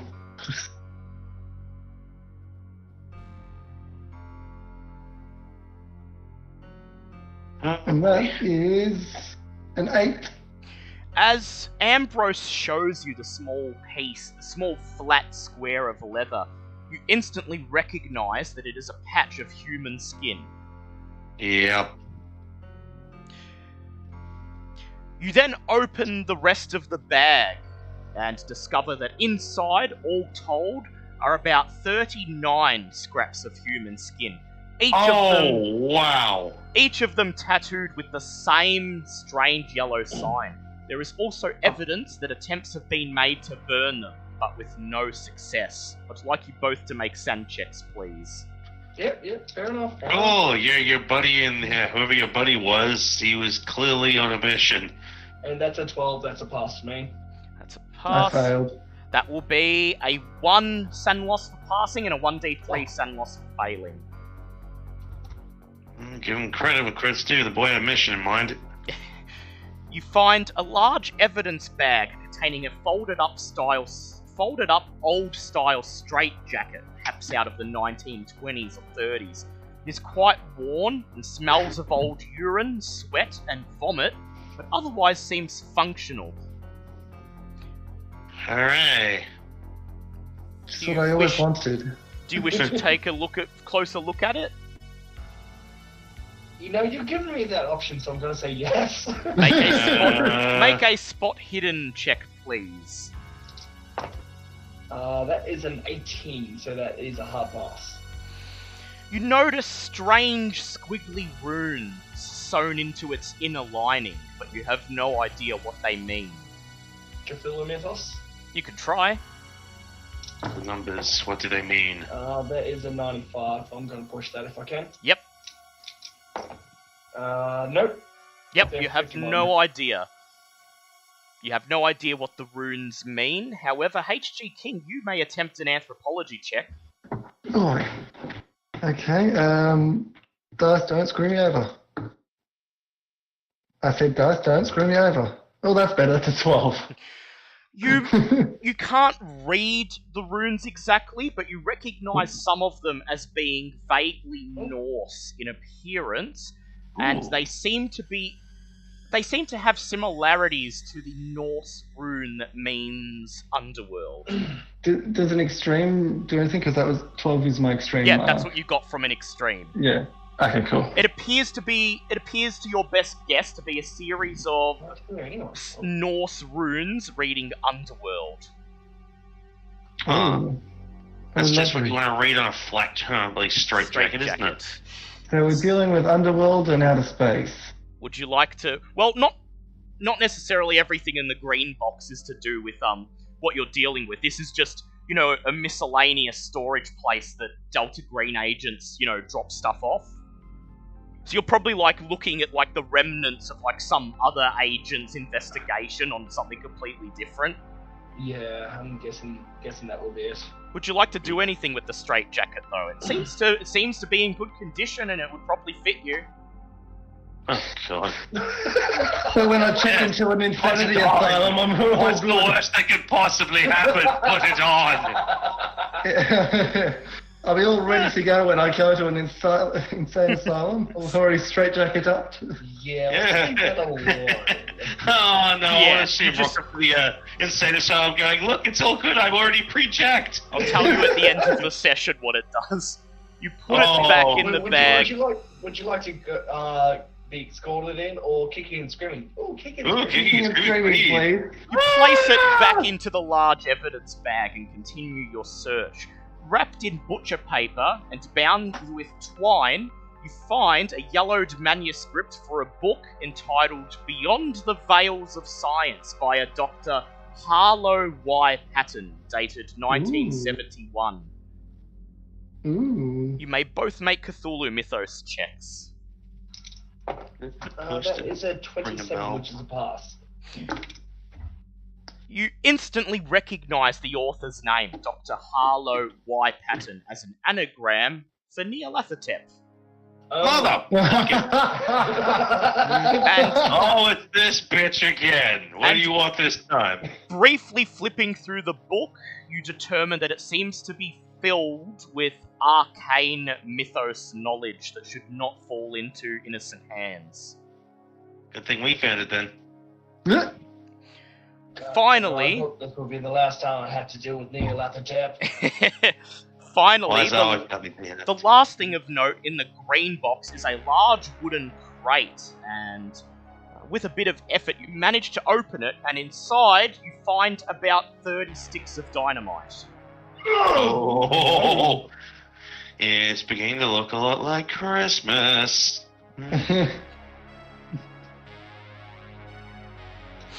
So, Before we go on, can I get the damage on the Moss shotgun?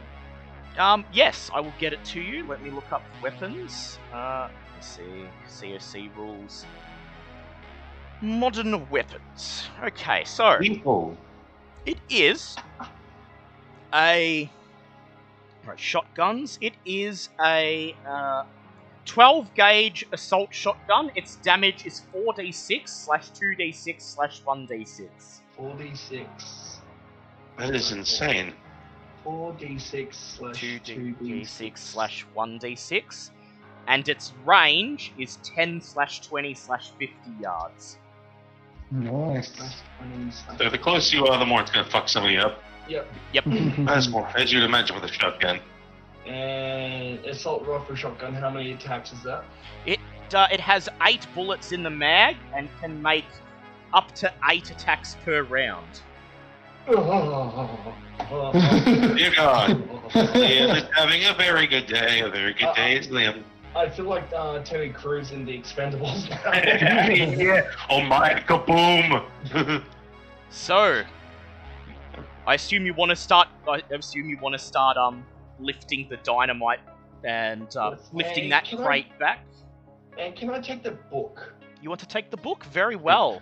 You wrap the book Yeah. back up in butcher paper, wrap the twine around it, and insert it into your coat pocket.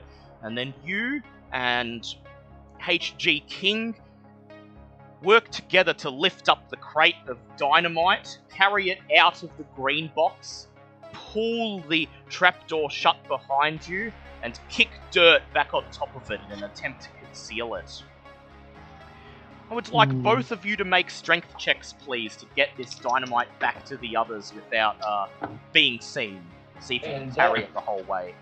So you come back and give me that whole. So what did you guys get up to? And oh my God, what the fuck is that? A smoothie.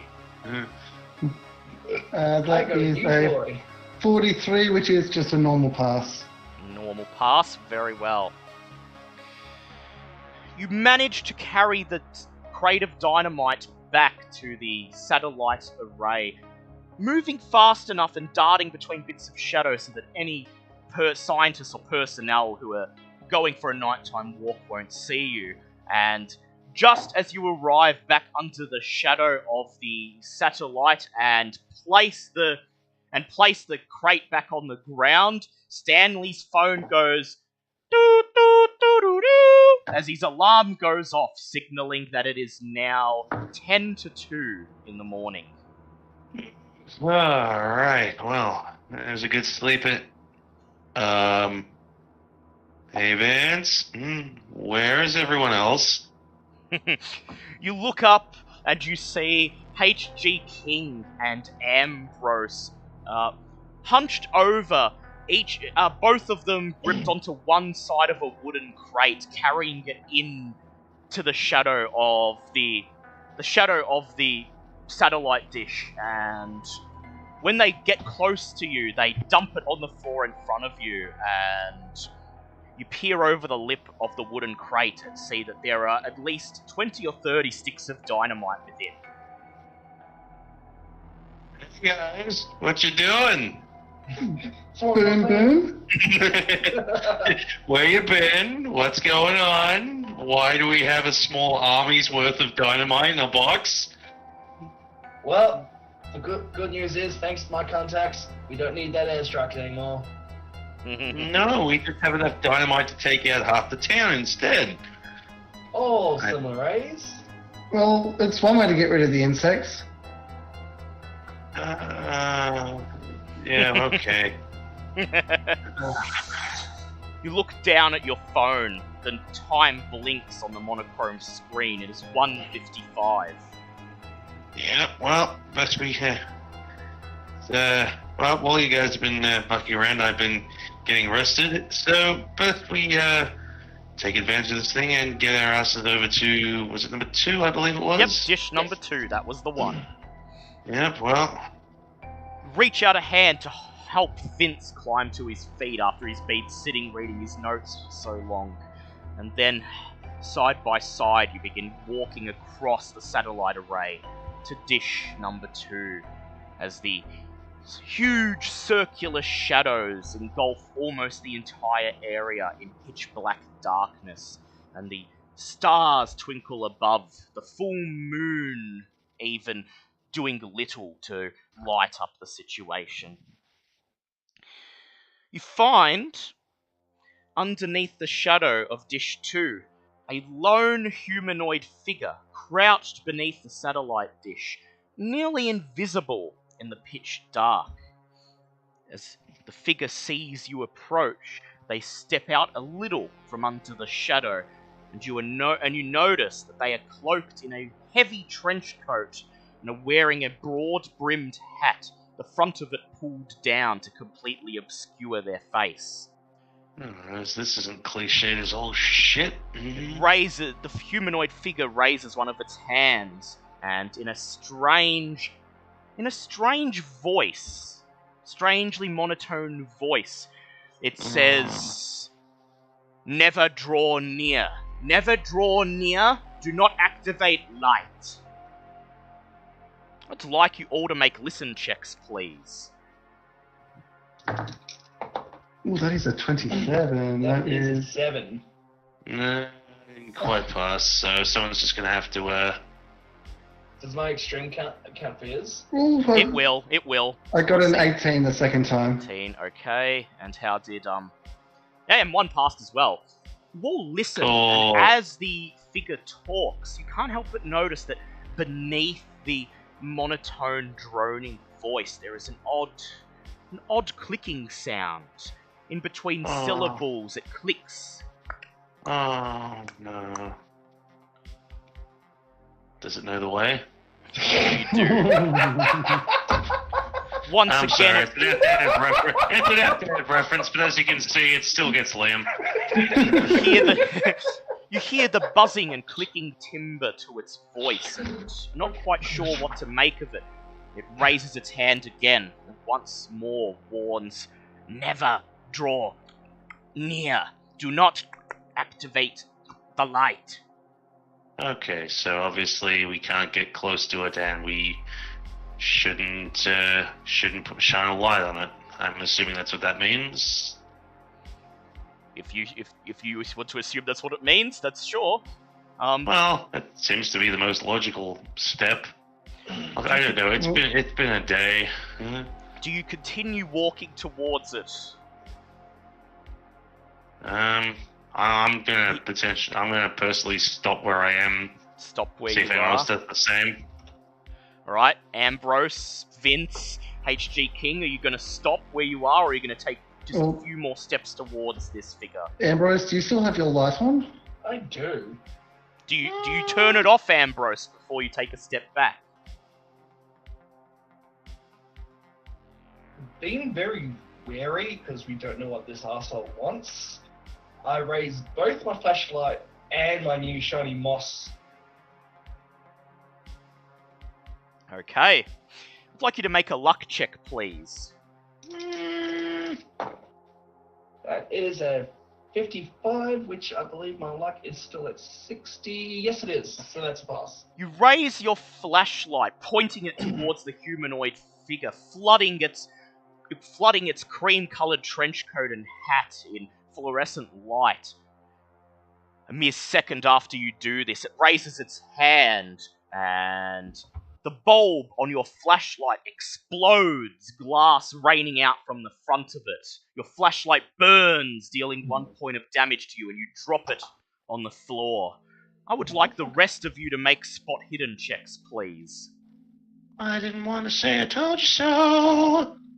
That's a pass, by the way. Spot hidden, that is exactly a pass. Okay, so everyone except for... Yep. Alright, everyone except Don't for shine Vince. light, don't come near. In Seems the fairly less straightforward than there. a second that the light illuminates it before the flashlight explodes in Ambrose's hand, you manage to see under the brim of the figure's face. You see a smooth, almost featureless face of grey skin, a tiny mouth, bulbous black eyes that seem to stare blankly back at you. The light flashes, and the flashlight explodes.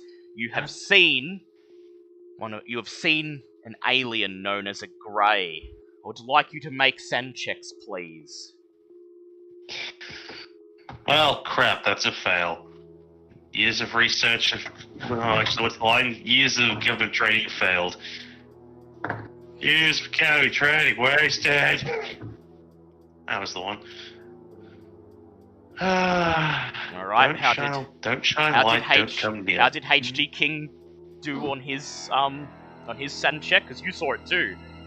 Yep, I failed as well. Alright, so that's going to be a 1d6 sand loss for both of you. Don't shine light, don't come here. Hey, that's only a 2 though, so I'm out.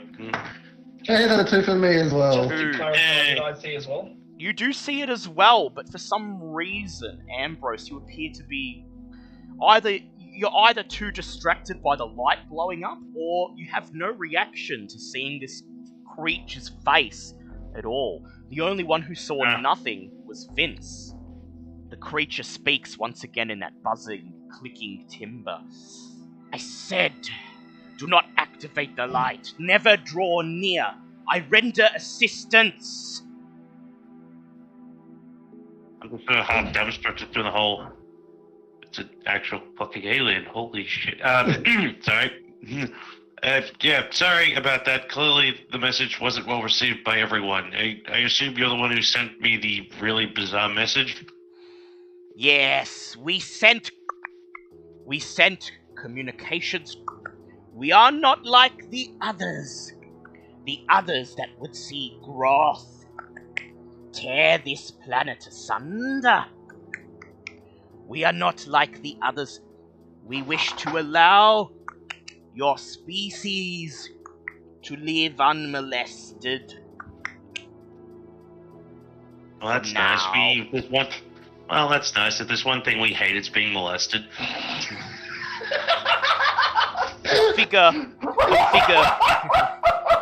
The figure smiles. I am slowly killing Liam, Yeah. and it still puts a smile on my face. The figure How you doing, buddy?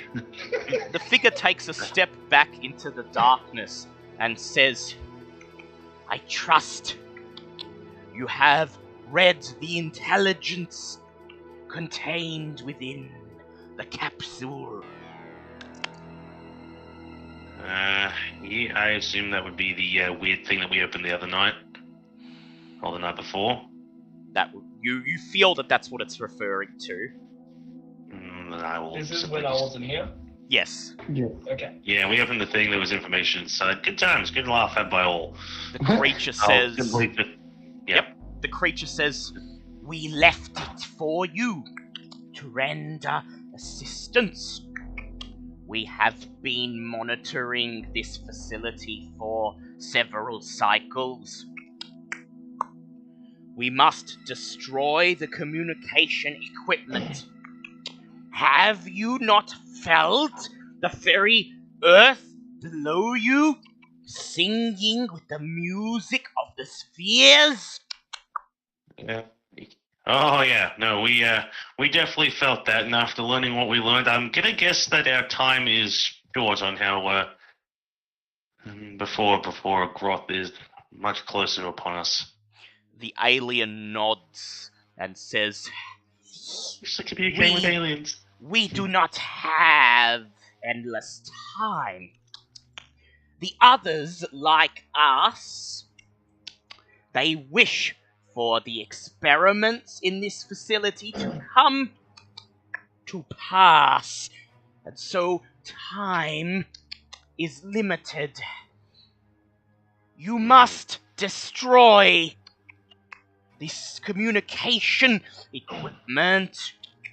If you do not, my kind will erase it from the earth, unfortunately snuffing out many lives. You have until this time in the next cycle." Curiously, just to make sure we're communicating the same, how long roughly is a cycle for us? Your world, it cycles, revolves in front of the star, as light goes to dark, and light again. So that would be basically One day. tomorrow. Yes. So essentially, your mind passes this as the aliens are telling you to either shut down or destroy the communications array tonight, or they will erase this place and the entire town of Hayden from the earth. Seems fair. I can respect that as a options there. We will most The definitely Harkin get. protocol. Yep, the Harkin Protocol. Yeah. Well, it seems one way or another this place is destined to burn. So we will do all we can to ensure that. We personally don't get nuked because I quite enjoy living, despite my obvious attempts at being slightly insane. Don't worry about me. I'm all good. We'll definitely get onto that, won't we, guys? Yes. Don't want to blow up. Boom, boom. Right. The creature trembles and then it pulls the brim of its hat further down and it offers as it turns to face away from you. Good luck. Remember. Wait, don't go. I have a few questions. Oh, he'll get a chance to talk to him, though. Says, Just not right now. says, good luck. Just remember, the others, like us, are waiting, watching this place. But they are not like us, not willing to render aid. They work with the majestic. God damn it. He says, They were working with aliens the whole time. Even when it was in otherworldly crap, I knew it was still the aliens. the aliens. Be aware, when you attempt to snuff out the music of the spheres, the music will fight back, and the others, like us, who wait, disguised nearby, will defend. Of course they will. It turns and, before it starts to step further back into the darkness, looks over its shoulder and says, Agent Ambrose, be on the guard. You will need, most likely, to use our gift tonight. And with that, the figure disappears into the darkness. And As he walks away, I just yell out, wait, I need to know more about what happened on that night. You get no response as the figure walks into the darkness, and although you're watching it, it seems to become one with the darkness itself. And within a few minutes, with no indication of where it went or how it left, it is gone.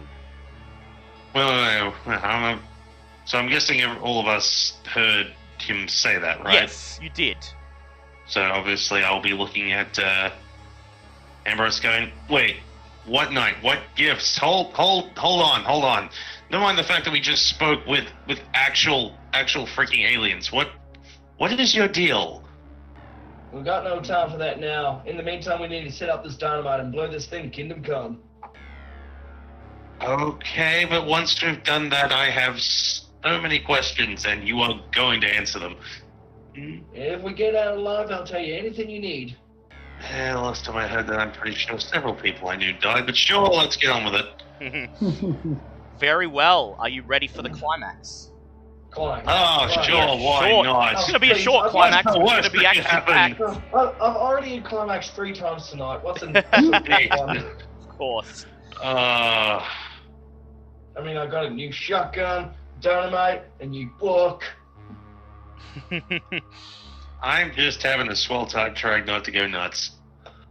So, who's going to handle the dynamite? You will have to rig up at least a couple of sticks of dynamite to each and every dish, and you will have to have them all connected to the same fuse. This is going to take considerable time and effort. It's not going to be something you can just do, so... I think we should break off into small parties and do them all at the same time instead of one after the other. So I was going to say, what do we actually need to do that sort of skill? Well, you would need to either do an explosives check, and Stanley, you read the book on explosives. You can do yours with advantage. Hey. Yeah, actually, it's going to be explosives checks. Alright, I don't. Stanley may do his with advantage. Wait, Is that If you don't have explosives, you may attempt a hard intelligence check, but it will be with disadvantage. Oh yeah, that's easy then. Alright. For some, maybe. I guess this means I get to be in charge of... Great. Yes, you're going to tell you answer all your questions, but just to make sure that that's not a problem, here, handle this dynamite for me. Alright, well, best I get to fixing. That's my... Ooh, boy, I'm glad you gave me advantage on this. Because even with the learning about dynamite, I still have absolute bugger all in this skill.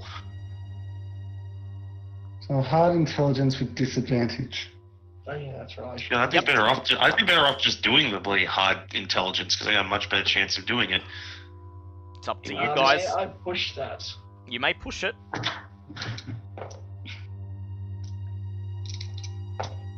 Well, I'm gonna go the hard intelligence since I rolled a 24, so that's a pass for me. That is a pass by 1. You get started on this dangerous work, rigging up several sticks of dynamite to each of the 10 satellite dishes that make up the first row, dishes 1 to 10. And as you work, you link all of the sticks together in a one long fuse, dragging it along with you so that you may blow up this thing all in one go. And as you conduct this work, I'd like you all to make listen checks, please. Aww. That is a 36, which is a pass. Let's listen. Ooh, that's a 22, that's a pass. Holy I crap. failed. Failed. Oh, no. That's okay, and so did I think so did Vince. So yeah, Vince failed too. Okay, so Stanley, as you head back I passed oh yeah, you as well. passed. Yes. He passed. So Stanley and Ambrose, as you finish rigging up the first 10 satellites and proceed back to the crate to gather some more cable for the fuse and some more sticks of dynamite, you hear a sound somewhere off in the darkness of the facility proper. The sound of a door slamming. Oh, no. That can't be good. How far off is this? It seems to be coming roughly from the dormitory area. So it's far enough away that it takes about 5 minutes to walk between there, but running, someone could cross the distance in just, about 60 seconds to 2 minutes. Eat. What would you like to do? Actually, we should probably call Hooper and see what we've got planned. Would you like to do that? Yeah, pretty good. Alright. Yeah. I will ask, in this case, while you call Hopper, I will ask Vince, H.G. King, and Stanley to please either make explosives checks with advantage or hard intelligence checks with disadvantage to continue rigging up the next row of satellites. Hey, quick question. Yep. If I'm working on explosive checks with... since I already have knowledge on explosives, can I just do a normal intelligence check? Oh yeah, okay, just do a normal intelligence check with disadvantage. Huh.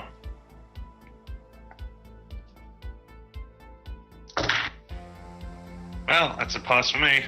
Yep, how did H.G. King do? Nope. Nope. Alright. Yeah, hard intelligence, M1, you didn't make it. Means that it's going to be half your intelligence. So, unfortunately, with Stanley basically calling the shots here and Ambrose about to put in a call to Hopper, you only managed to rig up dishes 11 and 12. Ah, crap. Leaving 18 of them dynamite free. Ambrose, you are on your phone. You dial the number that Hopper gave you, and you bring the phone to your ear.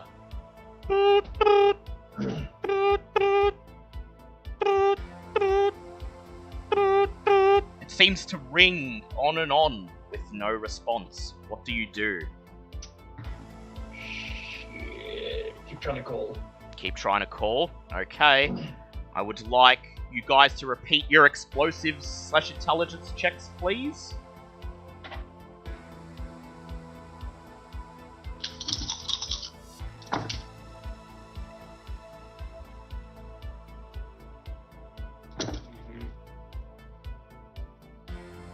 Yeah, that's a hard pass for me. Yes, and also M1 got it. How did HD King go?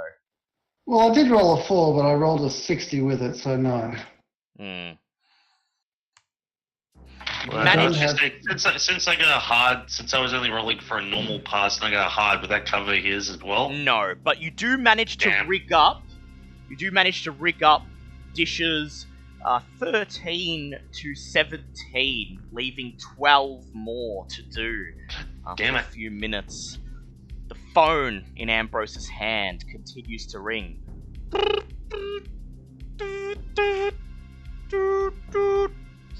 Finally, there is a click. You hear silence on the other end, Ambrose. Jenny, is that you? There is no response. What do you say? Who the hell is this? You hear a breathing on the other end of the line. And then you hear, This is Dr. Neil. Of course, he's a goddamn alien. In the background, you hear a female voice, presumably Hopper. She's screaming, I can hear the music! And then she's dead. Then there's a click, and the line goes silent. At this point, you notice, in the light of the courtyard, sprinting from the direction of the dormitory, 6 of the facility's scientists. Their faces screwed up in crazed rage, running towards you carrying whatever makeshift weapons they could find. Table legs, cooking utensils. Only one of them appears to have a handgun. And behind them, standing in the doorway of the 4-story tower, is a man in a lab coat with oddly pale skin and grey hair, just watching and smiling. Dr. Neil. Okay. Come on, guys, hurry up with that dynamite! Okay, I want your dex values, please. 40. 70. 70, and Vince's is 75. Okay, Vince Langley, you're up first. What are you gonna do? You're gonna try to wire more of the dishes up with dynamite, or are you gonna try to hold off the attackers? Alright, so at the moment, they're a considerable distance away from us, aren't they? Yes, but they're gaining on you fast. They'll definitely get to you by the end of next round. So if I take pot shots off of them, it might buy us some time. I might just do that, actually. Reach out my 45 and just start taking pot shots. Reach out your 45 and you take pot shots at the advancing group of scientists. Make a firearms check. Ugh, Bang! eesh. You fire your gun and you don't hit any of them, and the shot doesn't appear to deter them at all. They open their mouths, raising their impromptu weapons and shouting, "Ah!" You see one of them at the back of the crowd, her red hair shining in the fluorescent light of the courtyard. It's Jenny. She smiles. She raises the handgun she has in her hand and fires. Okay. Vince, you need to make a dodge check, please. Peace was never an option.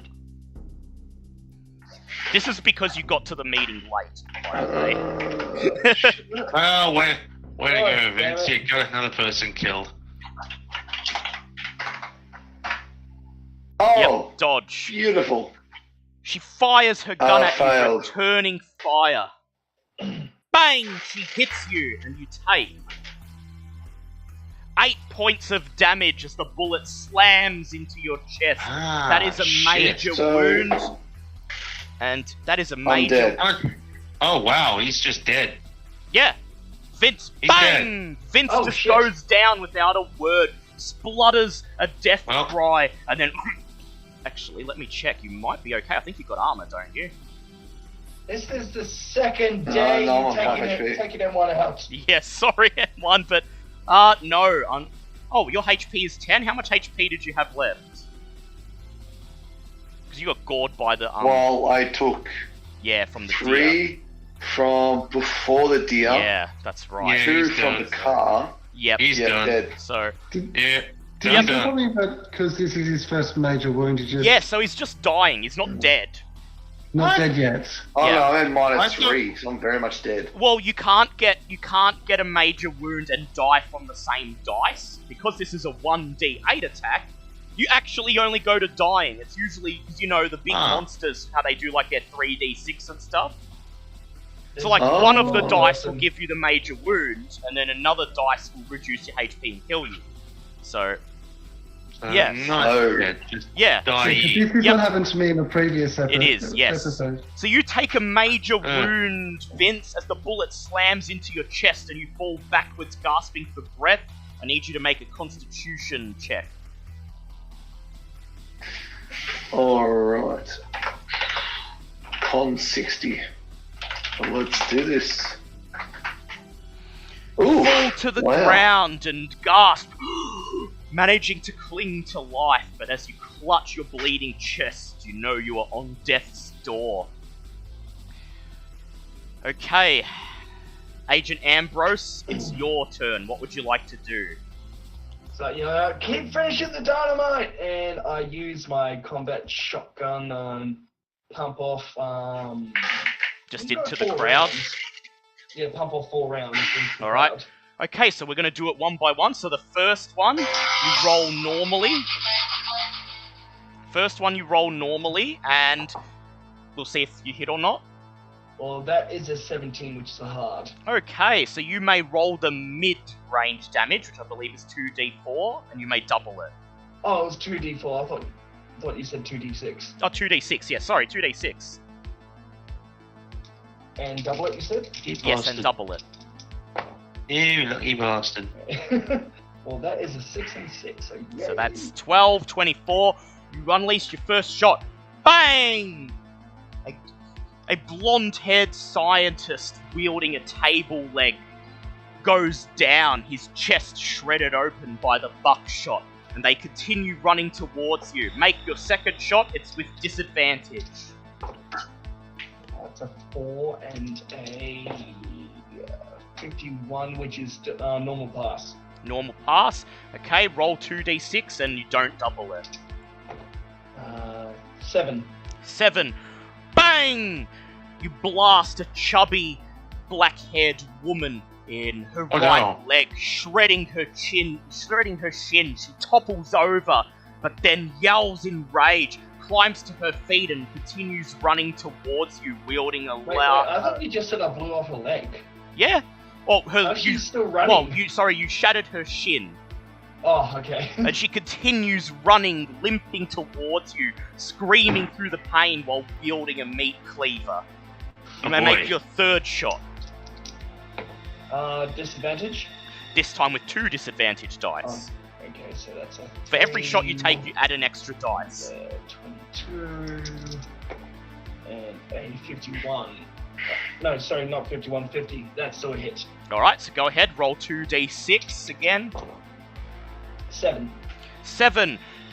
You see her swinging the meat cleaver in a circle above her head. You raise your gun. Bang! You hit her in the other leg. She topples over, gurgles, and ceases to move. You gonna take another shot? Yeah, I'm taking... that was my third one? Yep, so you're gonna take a fourth. Yep. Alright, this time with 3 penalty dice. Eesh. 26. And a 2. Wait, 3 penalty dice or 4? 3 penalty dice. 4 dice altogether.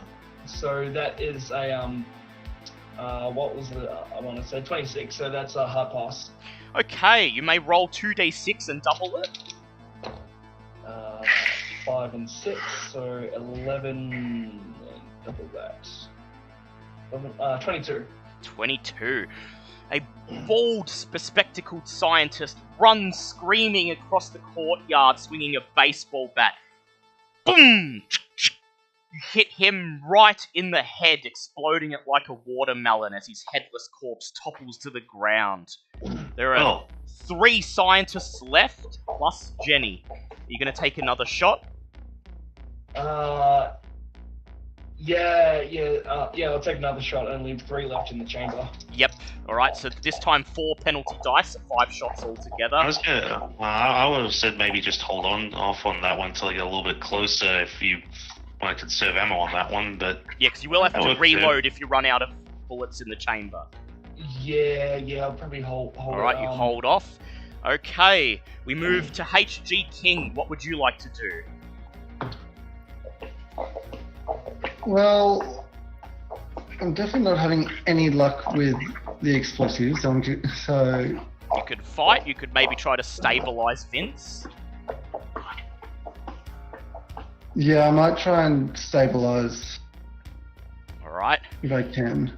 You rush over to Vince as he gasps for breath on the dirt. Make a first aid check. That is a 33, so that is a normal pass. Normal pass. Okay, Vince, your major wound is healed and you gain 1 HP. You now have 1 HP. You gasp for breath, barely able to move, yet somehow miraculously alive, saved by HG King's deft hand. Stanley, it's your turn. What would you like to do? Well, while everyone else is fighting, I might as well get to work on the explosivos. Alright, go ahead. Make a normal intelligence check with disadvantage, please. And that's just a pass. Actually, no, wait. Yeah, I'm gonna spend 3 luck to pass that. 3 luck.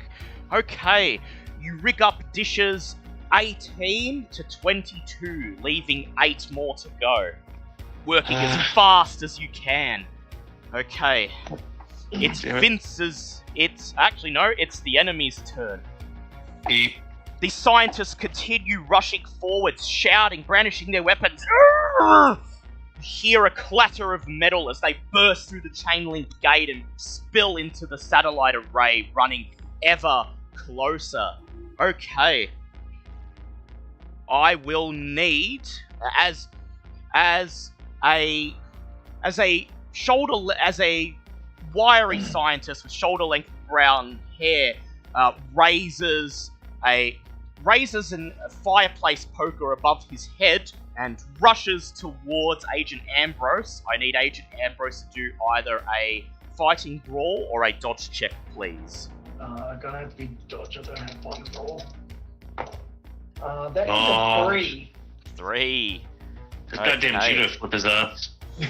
The mad scientist swings the iron poker at you. You duck, and you hear the whiz as it goes over your head. He continues shrieking in rage. Ah! As another scientist next to him, a big, bulky fellow, just tries to wail on you with his bare fists. Make another dodge or fighting brawl check, this time with disadvantage. Doing a dodgy. no. That's a You're being ganged up on. 37 and a 84. 84, okay, so unfortunately, you might get hit here. It's okay, you managed to dodge this huge fellow, Holy stepping shit. to the side as his massive fist sails through the air.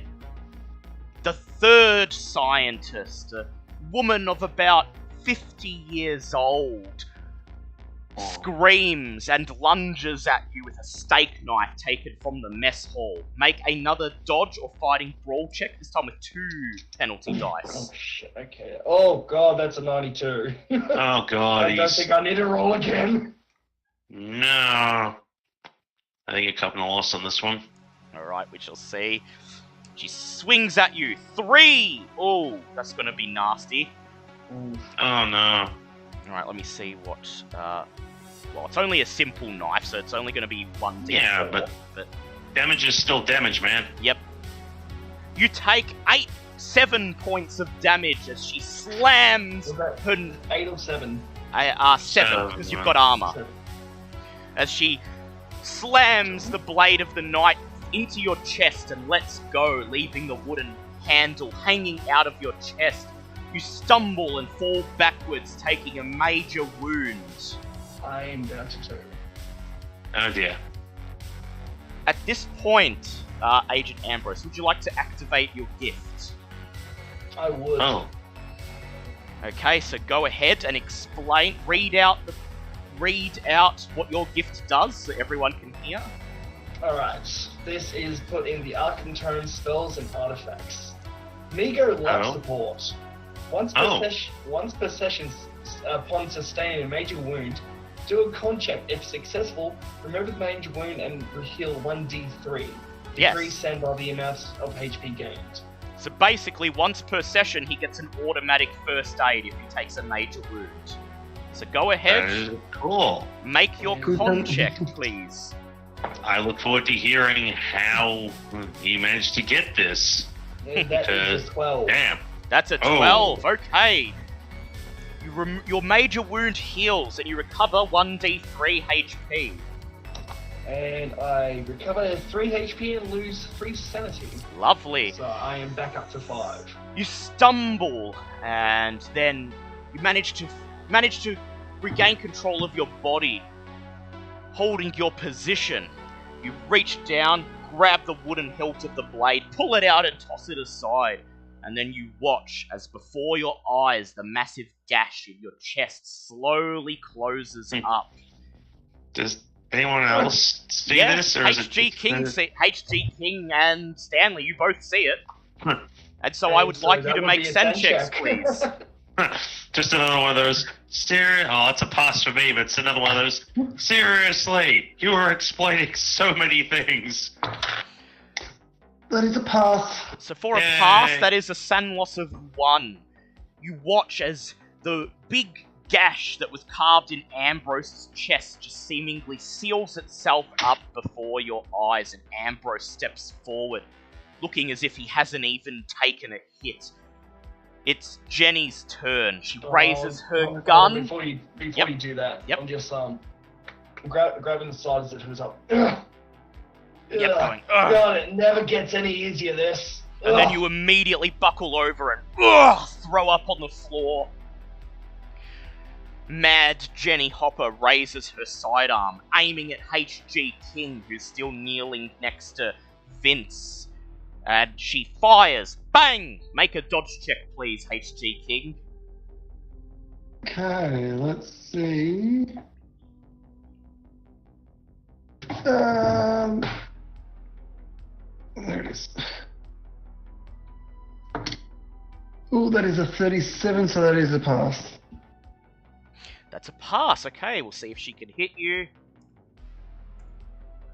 Bang! She fires her gun, the bullet slams into you, and you take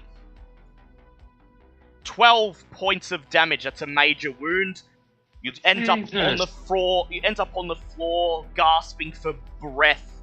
Lung shot. You are dying. Oh, shit. Oh god. Vince, it is your turn. Oh dear. Oh dear, oh dear. Climb to your feet, barely able to stand up, Vince, but you've been stabilized and you can move. What would you like to do?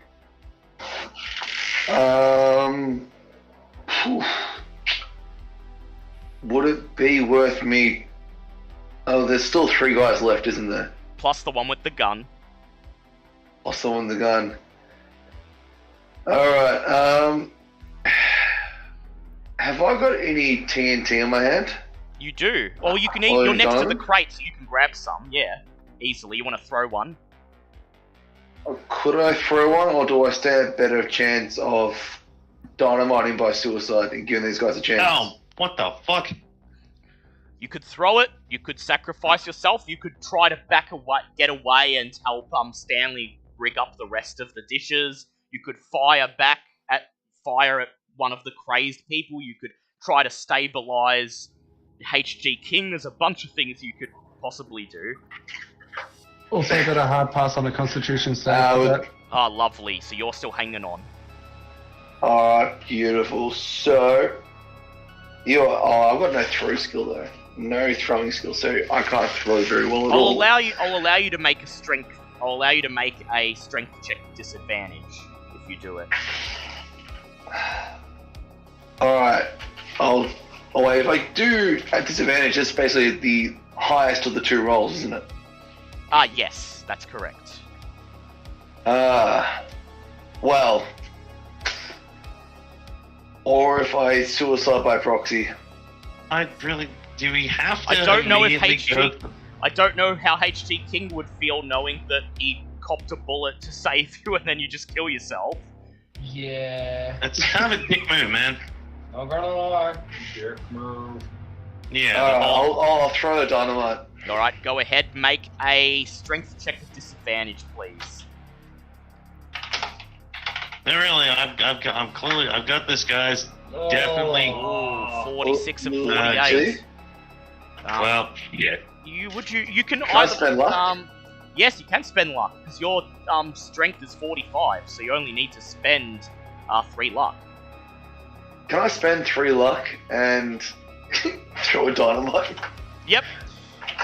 Gritting Thank you. through gritted teeth, you lurch over to the crate of dynamite, pull a stick out, and grunting, light the fuse, and then hurl the stick of dynamite towards Jenny. Over I like the the idea of fence. he just says he comes over. It's like, oh great, yay, we're gonna finally someone's gonna help me out to fix Like, this no. thing, and then just go, oh, okay, no, it's okay fine. then. You can take those. I've got this clearly. Jenny, incensed, filled with rage, makes no attempt to duck the cover as the dynamite sails towards her. She raises her Jenny. gun to fire at you, and then boom! The dynamite blows up. Please roll 3d6, M1. Oh. Dear God, she's gonna die horribly. I got dips in her arms. Oh. 10 points of damage. I'm not even. And boom! The explosion knocks her off her feet, and you hear her blood-curdling scream as the force of the explosion turns her inside out. It is now your turn, Agent Ambrose. Right, can I see Dr. Neil? You can. He's just standing in the doorway of the tower, but it's quite far away, so it would be It would be, like, quite out of range for your shotgun. It's going to be up. But I can still see him. You can like, still clearly see him, yes. You can clearly see him standing there just watching. Alright. I cast Currency of the Blue Sea, otherwise known as Breath of the Deep. Ooh, okay, lovely. Sounds fun. Can you Please explain? read out what it does. Okay. Are you guys ready to hear what it does? Yep. Please. Oh. The target's lungs fill with seawater, potentially causing an unpleasant death by drowning. Oh, good. Jolly. And Ran it doesn't away. specify that it only works on humans. It probably works on aliens too. So go ahead, roll your necessary range of it. SAN loss and spend your MP. And thank Christ that was a 2. A 2. So 2 Damn SAN it. loss. Alright, I'm just So gonna... the caster must be able to see the target, which I can. Yep, you can. After mentally anointing the spell for a round, so... Oh, Father Dagon, hear my prayer. Get Father. my enemies! Yep, so you've started casting the spell and it will take effect next round. Okay. Oh yeah, that's right. We do everything next round. Yep. Yes. HG King, it is your turn. Yep. I'm struggling to breathe, struggling to live. Yep, so go ahead and make a constitution roll. That is... That's a 67 and my con is 70. So you just made it. You gasp, clinging to life for a few seconds more. Stanley, it's your turn. What will you do? Well, I seem to be the only one handling the explosive side of things, so I'm going to keep handling the explosive side of things. Go ahead. Okay. 27 to the pass. Yep, that's it's going to be a 47, so that's a pass. And I will be 47. right back, but Yep. please continue loading up Work dynamite. as Stand close fast to as my... you can, unrolling the cables, attaching the dynamite to the dishes, and you manage to rig up all of the dishes up to dish 25, leaving 5 of them left. God damn it! Nearly done. Okay, Alright, back in a sec. the enemy's turn. The three scientists who have gathered around Agent Ambrose flail their weapons and their fists. First, the big, bulky scientist flailing his arms in your direction. Make a dodge or fighting brawl check, please, Ambrose. Fighting brawl. Let's try a fighting brawl. Let's try it, see if you can... Base is 25. I got a 23. 23, lovely. As he swings his fist towards you, you grab him. You grab it, pull it out of the way, knocking him to the ground, and then kick him. Roll your unarmed damage, please. I'm down 23. That was my thing. That is a 3. That is a 3. Okay. You give a swift kick to his ribs, and he winces in pain. Next up, we have the woman who had the kitchen knife, who is now unarmed. She flails her bony arms at you, shouting, "Ah!" trying to wrap her arms around your neck to strangle you. Please make a dodge or fighting brawl check, please, with disadvantage.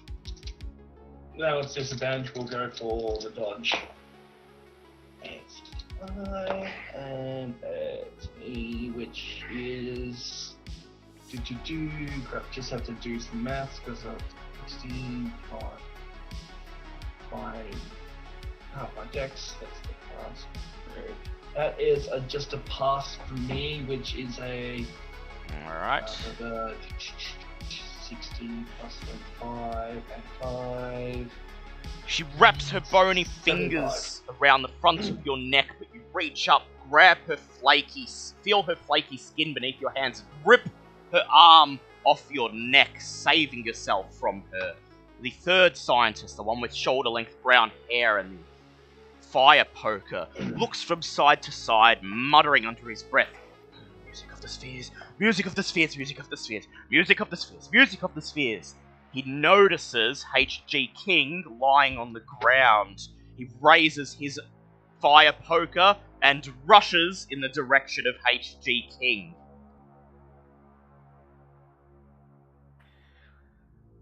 You may attempt to... either you or Vince may attempt to catch him before he gets to H.G. King.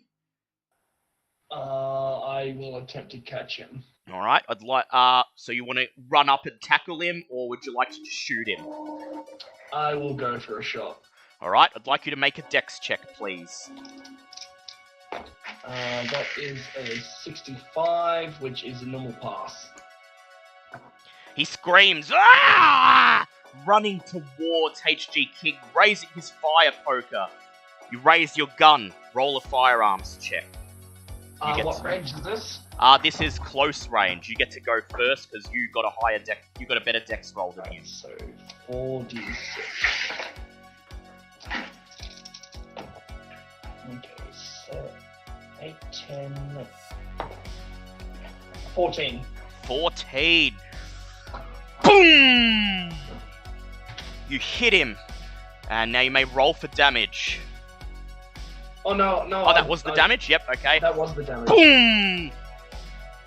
Buckshot So shreds. damage. Buckshot shreds the poor man's back, and he falls over forwards, his face landing on H.G. King's bleeding chest. It is now Dr. Neil's turn. You see Dr. Neil cross his arms together. Strange look on his face. He takes a step forward, and as he does, bright light seems to emanate from him. The light consumes him, blocking out his face, blocking out his hands, blocking out his clothes. And when the light subsides, where Dr. Neil stood, there is a slender, grey-skinned humanoid with big, black, almond-shaped eyes. They're grey. It takes a step forwards, and then it shoots out its right arm, holding a weapon that you recognise all too well. A Mego gun.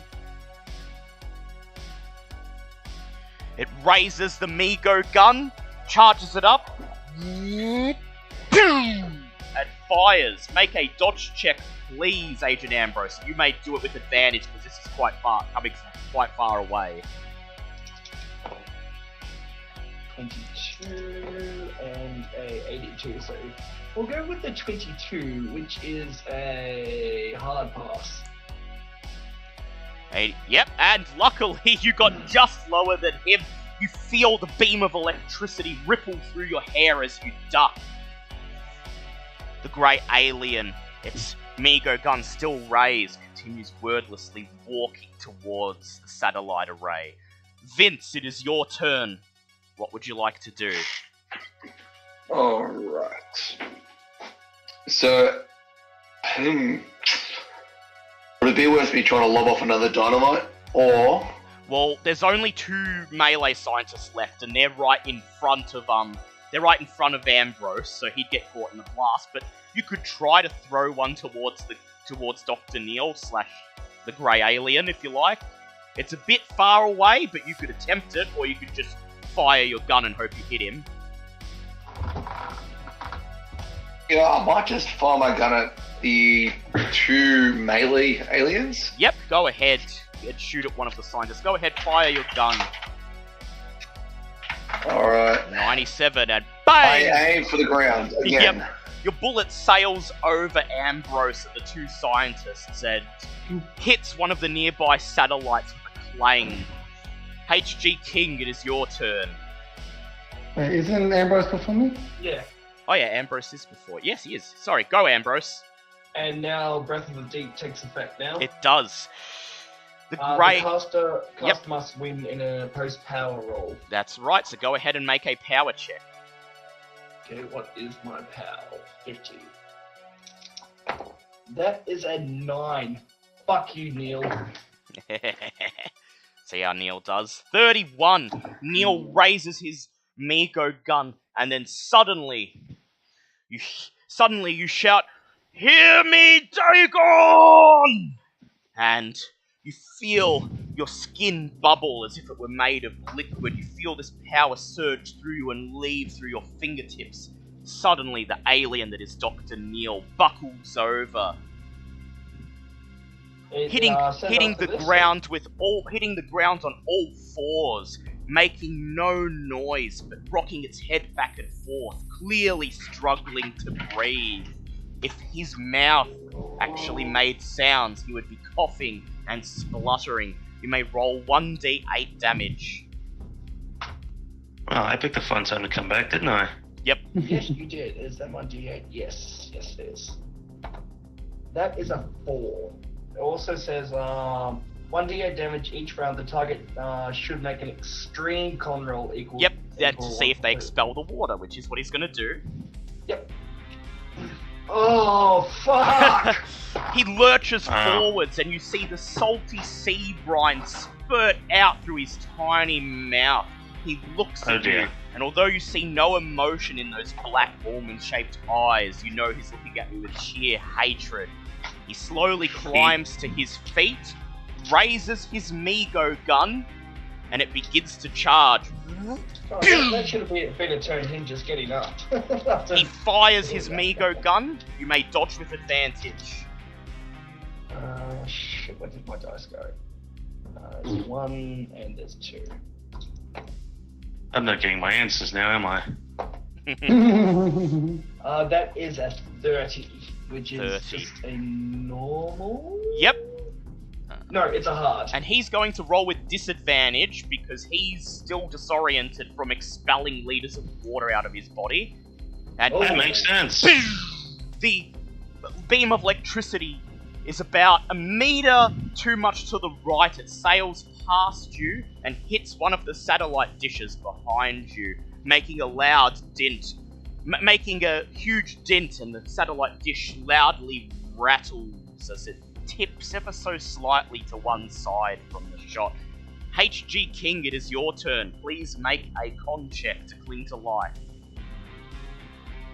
See, that is oh yes, that's an 8. Hey! You gasp for breath, managing to cling to life a moment longer. Stanley, it's your turn. There are 5 more satellite dishes left to rig up. So if I pass this round, will that mean I'd probably get all of them? Yep. Yep. Depending on the type of pass. Oh, come on. It's obviously with disadvantage. What is my intelligence? I'm going to spend 2 luck points to make that a regular pass. Alright. Cool. Working as fast as you can. Scared that one of your friends is on death's door and absolutely terrified by the sight of an alien firing a ray gun at Ambrose. Technically, I'm not that scared due to the fact that I have something similar in my back pocket. Yes, I'm you really do. pissed I don't get a chance to use it because I'm running around with the explosives. Yeah, you may get a chance to use it, we'll see. You manage to finish rigging up all of the satellite dishes. The only thing that remains now is to hot-foot it to the entrance of the array and set and light the fuse. I turn around and yell at anyone who can hear me going, "Okay, we're good to go. How are you guys looking?" Yeah, we've got one gasping for breath. Vince is barely able to stand on his feet. It's the enemy's turn.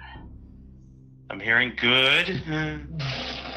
The big brute of a man swings at you with his fists, Agent Ambrose. Go ahead and make a dodge or fighting brawl check. We'll make the first one. We'll do a fighting brawl, which is okay. I just rolled with the wrong dice. It's like 50 out of 20. What the fuck? Yeah. 26. Hey. Lovely. Which fighting brawl. I He's need to spend 1 life point. Wait, can I spend 1 point? You can't in combat, unfortunately. Shit. So it's okay because he misses you horribly, swinging his pudgy fist through the air next to you. It's a good thing this guy's a complete shit show. They all seem to have been vaporized by now. Meanwhile, the old lady raises her claw-like hands and once again tries to wrap them around your neck. Make another dodge or fighting ball check with disadvantage this time. Oh god. Oh no. Oh dear. Oh dear. Okay, that is a 41, which is a normal pass. Actually, no, sorry, One. hard Alright, pass. hard pass. We shall see how she goes. And you are fine. She wraps her hands around your neck and you kick forwards, pulling her off. You take 1 point of damage as her nails slash the front of your neck. It is Dr. Neil's turn. He stops time to where charge? he is and moves his oval-shaped head from left to right, surveying what's happening. His eyes hone in on Stanley, who's sprinting through the array with the detonator. And then he thrusts forward both arms, and the small grey alien begins to levitate softly off the ground into the air. 1 foot up, 2 feet up, 3 feet up, continuing to rise until his height dwarfs the 4-story tower beneath him. And then, from his vantage point, he raises his Mego gun. You see it charge up, and then pew! He fires it. Go ahead and make a dodge check, please, Stanley. Well. Shit. Oh, fuck me. Well, I'm dead. That's a 92. It's a 92. I'd like you to make a luck check, please. Oh, great. Nope, fail. Alright, let's see how he goes. I'm dead. Nice knowing you guys. 16! Bye, friend. Oh, fuck. Yeah, Stanley's Fucking gone. those answers. He fires his Mego gun, and Stanley, you watch as the arc of electricity spirals through the air in your direction. And then, you notice something. He's not aiming for you. The ray of electricity spirals past you, heading towards a bundle of dynamite attached to the stem of the satellite dish behind you. Boom! Please make either a dex check or a jump check. So he's not aiming at me, he's just trying to blow my ass up instead. Yes. Yep.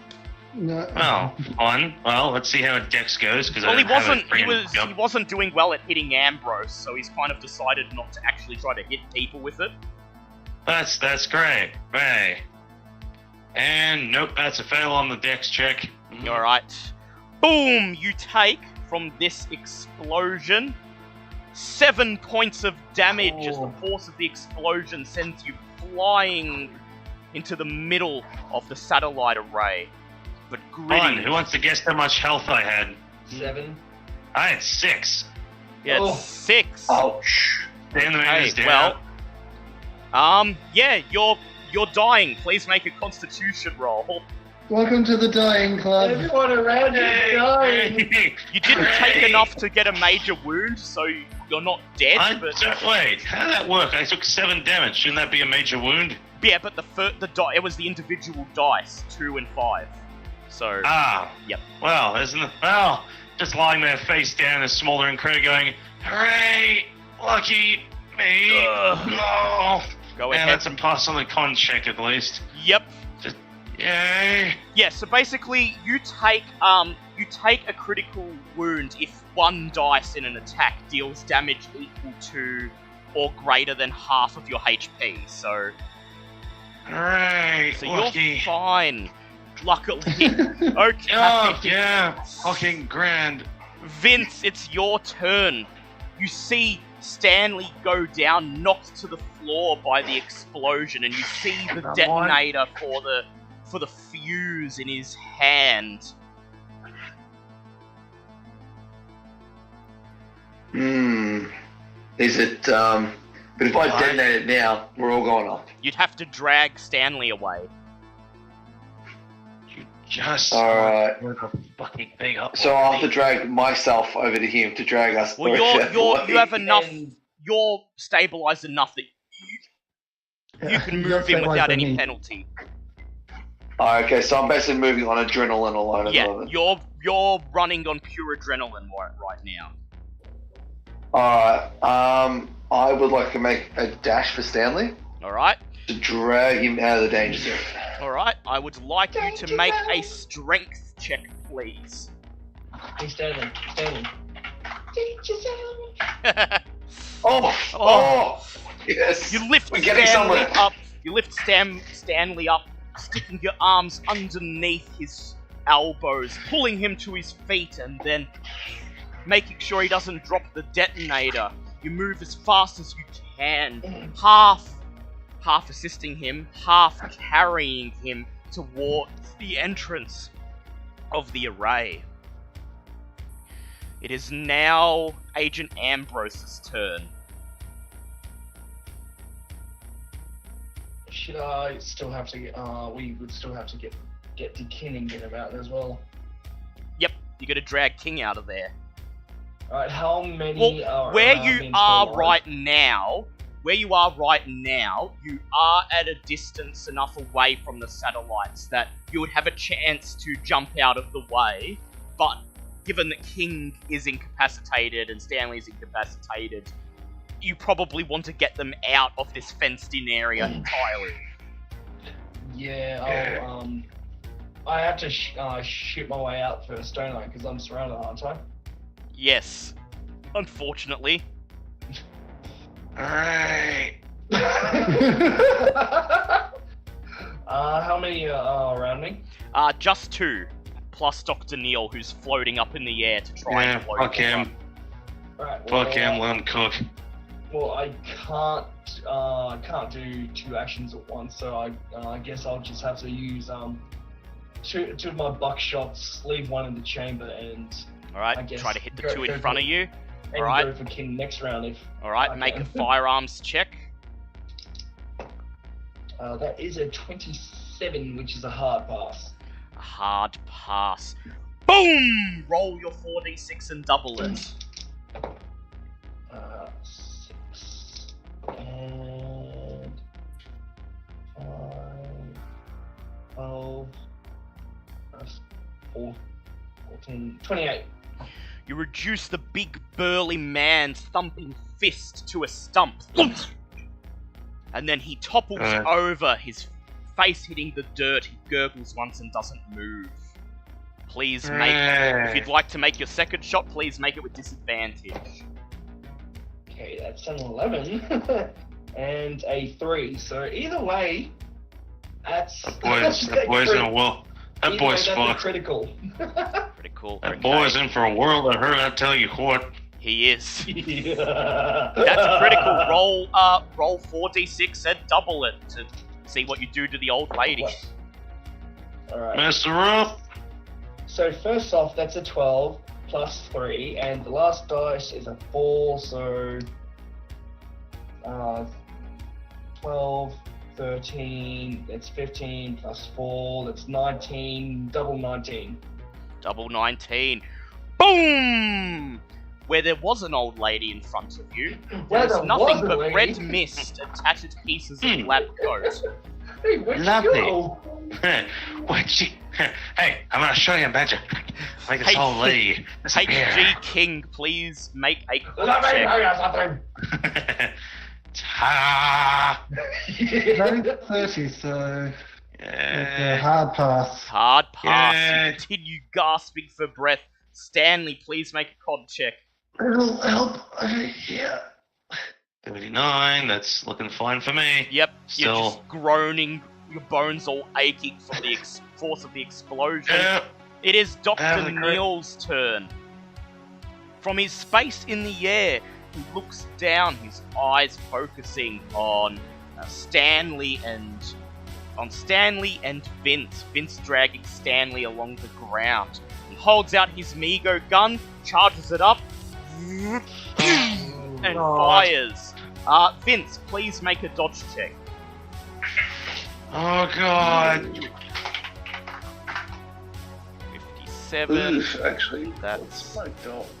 Your dodge is 50. Do you want to spend? Oh, you know what? Gotta, Fuck it, yes. Alright, Yes. spend luck. Alright. Screw you, Doctor! Finger outstretched. Okay, we shall see if he's able to get a better... If he gets a hard or a critical, he can still hit you. Nope! Boom! The electric beam hits the ground next to you, making a sizable crater, about the size of a football, and you feel your hair and skin tingle from the electricity passing by. Okay, Vince, it's your turn. You have dragged Stanley to the entrance. You notice, hanging out of the back of his bag, a small silver gun, similar in shape and make to the one that is being used against you. I ponder intensely for about half a second. Shall I pick it up? What is this said gun? You pick up the Mego gun out of Stanley's backpack, cradling it in your hands. Its design is far too complicated for you to get an easy grip on it. It's clearly not designed for humans, but you recognize it as the same type of gun that Dr. Neil is firing at you. Would you like to risk I it? would like... Yes. Alright, go ahead. Make a Right, just lovely firearms that check. is. Or Use can the I damn gun. detonate the bomb? Or detonate the bomb. But, Aren't we King is still in the firing line? Yeah, you're still not fully out, and King needs to be moved, so... Oh, wanna okay, so return it's fire, too go great a ahead. risk. Alright, I'm gonna fire that Mega gun. Let's do this. 90. Oh, God. Pew! My guns are fucking blow up. Make a luck check, please. Oh, God. Did you just fuck up my gun? I swear to 91. God. I believe I did. No, he didn't fuck up the gun, but I was gonna give it a chance that because it's alien technology, there was gonna be a chance that he was dead on the target anyway, but no. Can I push it? No, it's a combat Oh, my roll, rolls are unfortunately. fucking terrible You tonight. watch as the electricity arcs through the air, sails past Dr. Neil and into the night sky. Okay, Ambrose, Keep it is hearing. your turn. Just keep hearing Now I've got a clear path. I'll run directly to King and try to Grab pick him? up and carry him away. Okay, yep, he seems to be distracted with Vince at the moment, so go ahead and make a strength check. That is a 10. Sorry, not 10, 11. 10. You hoist HG King up onto your shoulder and run like a soldier carrying a comrade across Omaha Beach. Not today, buddy. And then, as soon as you pass through the gate outside of the array, with a loud grunt, you toss him on the dirt out of harm's way. Ow! A little bit more gentle next time. And just he's somewhere further away. At least he's not fucking touching your stuff. HG Yeah. King, please make a constitution check. Everything hurts. That Everything is hurts. a 66, and I think that just a pass still. You feel your heart about to give out. You are alive on death's door. Stanley, please make a constitution check. Oh, god damn it. Ooh, that's not good. That's a fail. That's a fail. Okay. You feel your breath seizing up. You struggle to draw breath. Blood clogs your throat. One more failure and you will die. Fuck! Okay. It is Dr. Neil's turn. He remains hovering in the air, cradling his Mego gun as if unsure of what to do. Then, he raises his other arm, raises his empty hand into the air, and holds it up above his head. He curls all of his fingers, leaving only his index finger, which he points directly above him into the stars, as if it's some kind of antenna. Oh no. His black eyes begin to glow a bright yellow. It is now Vince's turn. Alright. Shall we have another crack at this Press it, Mega press it, gun, press it. or You just... may fire back the in. button? Or you can Get me detonate the the bomb. fuck out of here. Wait, I was gonna say is... Well, yeah, he has to Sam? drag you out, but then he can press the button on the bomb. Yeah, please drag me out first.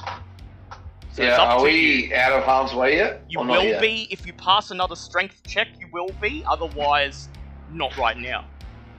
Alright, we're gonna make a bolt for it. Strength check since I'm not carrying kin anymore. No, because you were carrying king while this is happening. Okay. Remember, turns happen at the same time. Yeah. Alright, I'm gonna roll my strength check, and that's ooh. That's a. No. Would you like to spend 9 luck? Do it. You know what? Yeah, fuck it. I'm gonna use my Luck luck. goes down to 13. Wait, no. Ooh. Groaning Oh, with the 21. exertion, you pull. Oh, she was 13. Yeah, gone. Yep, you pull Stanley, dragging him through the entrance of the array, and then dropping him onto the dirt next to HG King. Then you feel overwhelmed with exertion yourself, and as Stanley gasps for breath, you drop to your knees and then collapse on the dirt, unable to move. Please make a power check to will yourself to be able to press the button on that detonator. It's time for you to pass a check. Wait, is that Vince? Oh, Power. yeah. Power. Yep. Power check. You've got a The 65 audio cut out on on my this, so end. yeah, you got to make a power check to will yourself to press the button because your pain is exactly 65. Oh my Fantastic. You gotta be fucking with me. Groaning. Yeah, 65. Your muscles have locked up.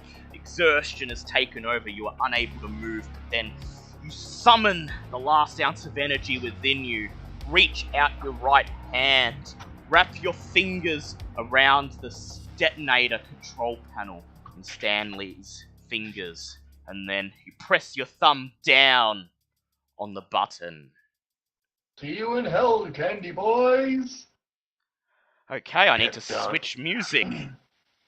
Yay. We did it, guys. I just look at Stanley like, but they'll fix us eventually, right? Sure, let's go with that. Okay, let me grab the No. correct music here. Nice fireworks display. That's a good way to spend the night. Boom, I boom, picked boom, one. boom, boom! One by one, the sticks of dynamite at the back of the array begin to alight. Bang, bang, bang, bang, bang, bang, bang! You see 5 to 10 small explosions moving as a chain along the array from dish to dish. The sound gets louder. Boom, boom, boom, boom, boom, boom, boom, boom, boom, boom! As explosions continue to flash, the light nearly blinding you. Dr. Neil lowers his hand.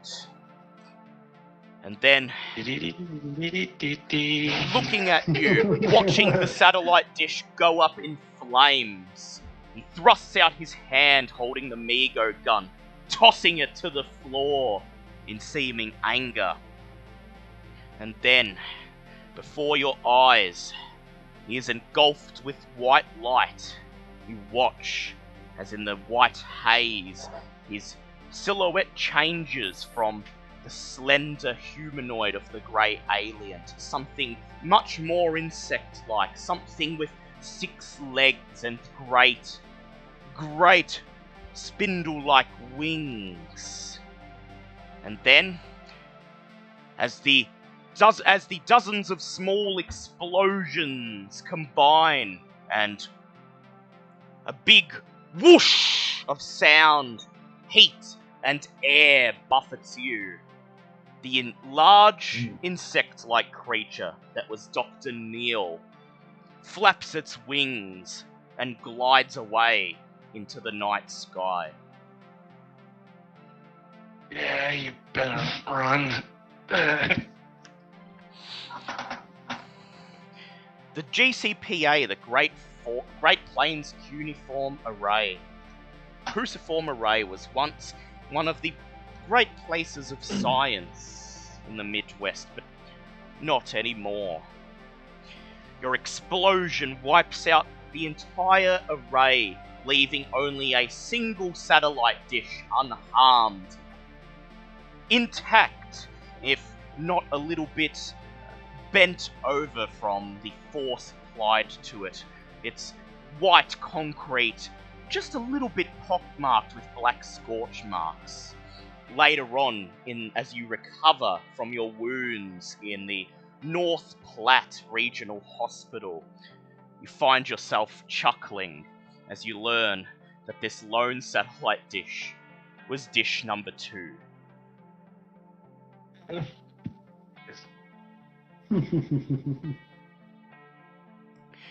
Okay, so first of all, for preventing the signal from summoning Ghroth to Earth, you each receive 1d6 San. Oh.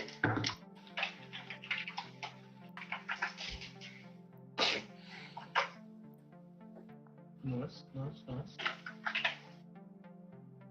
For blowing up the array and ensuring it can never be used again, you gain another 1d6 San.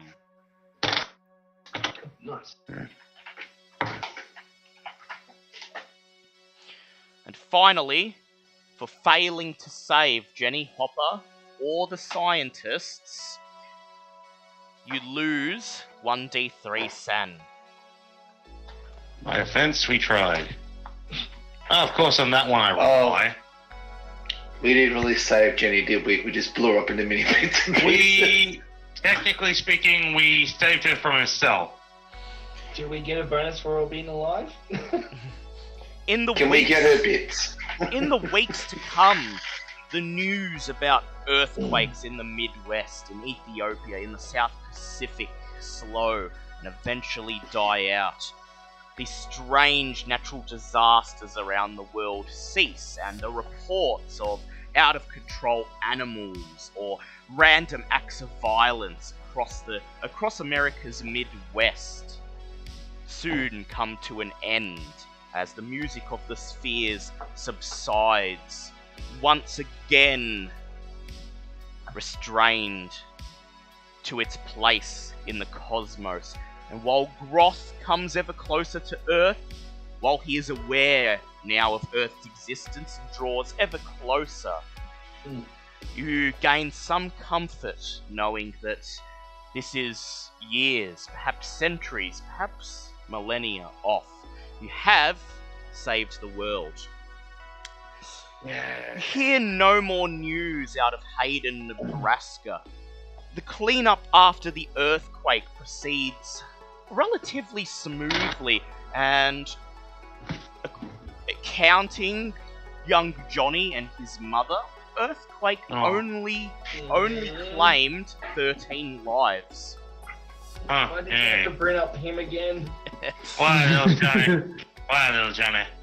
The affected streets and destroyed buildings within Hayden are repaired within a month, and soon life is back to normal in the sleepy town, perhaps even sleepier than it was before, now that there is no longer a nearby world-renowned science laboratory to draw tourists and seekers of answers to their town.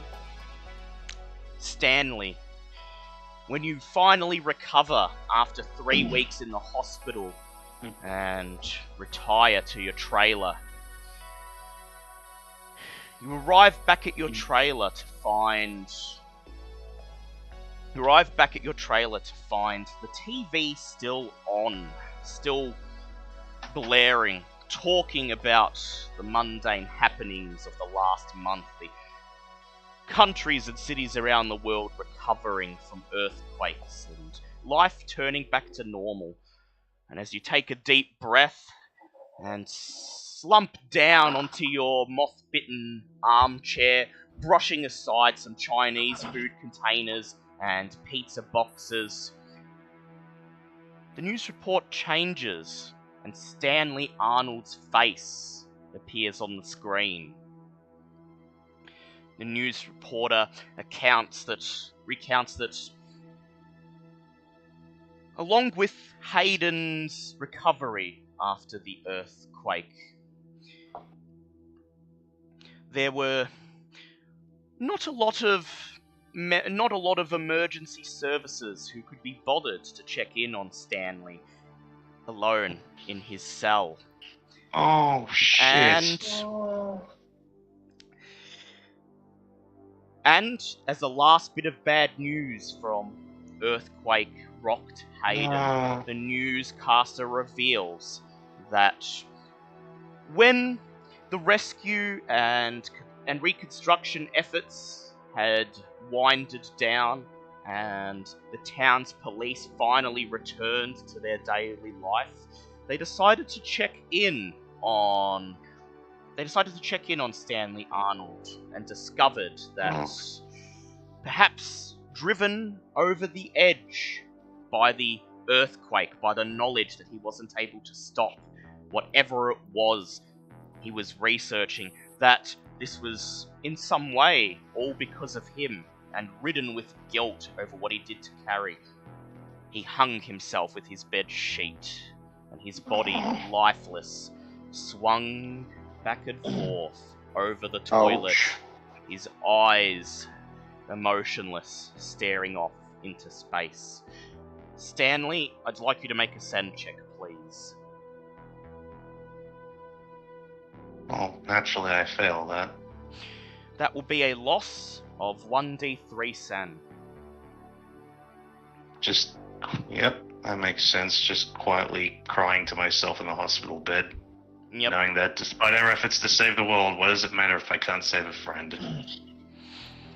You turn the TV off, and you hurl the remote control across the trailer, it clattering off the metal wall. Not even your Game Boy or your computer call to you at this moment. And that is where we end this week's episode. Oh, what? No one wants to ask Ambrose questions.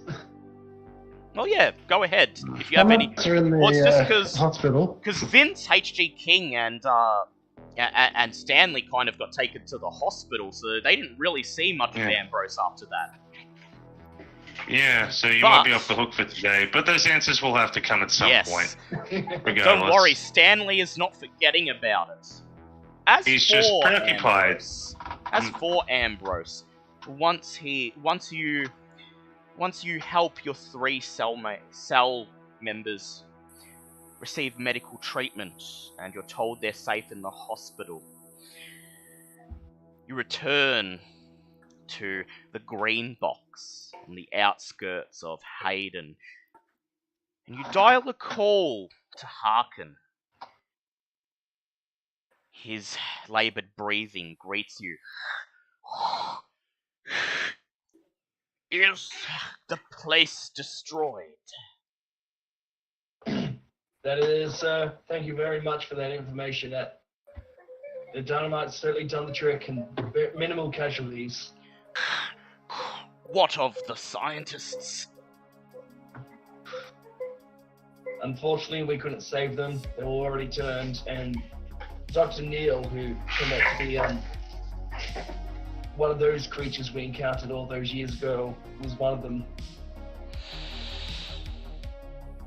Harkin takes a deep breath, and he says, Good. So, the scientists are dead. There is no one alive to pass any loose ends back to Majestic. As for the Mi-Go, of course we knew they must be involved somehow, ever since back then. I'm sure you could sense them, Agent Lamont. Unfortunately, yes, I knew they had to do something about it. We did encounter one of the Mi-Gos though, and they said they were working against the Majestic, so more questions were answered and a lot more were raised. Harkin takes a breath. Oh? You mean there is discord amongst our friends from Ghroth? It seems so, sir. He says, this is most interesting. But if they are not working for Majestic, then what are their plans? And just as the other side has me go as their puppets, whose strings are these entities pulling? He says, no matter, I'm sure it will be revealed with time. And I hear you had a close call. I'm sure you're glad that the gift that was given to you all those years ago proved itself useful yet again. Yeah, can never get used to it. Still hurts like a fucking bitch. He says, good. Good. Well, consider that your debriefing, Agent Lamond, until Yes, the next night at the opera. Go ahead, live your life, and if I hear of anything to do with the man who killed your father, you will be the first I contact. Much appreciated, sir. Thank you for everything that you've done. There's a click, and the line goes dead. That is the end of Music of the Spheres. I've given you your San rewards, but you may each select 3 skills and add 1d6 percentile to them. Any 3 skills. Alright. And you may pick the same skill more than once if you want. So 3d6 One for d each skill, yeah, or is it the three- same d6 one- applied? 1d6 for each skill, but you can choose the same skill more than once if you want. So you can add 3d6 to one Oh. skill, or 2d6 to one skill, or 1d6 to another.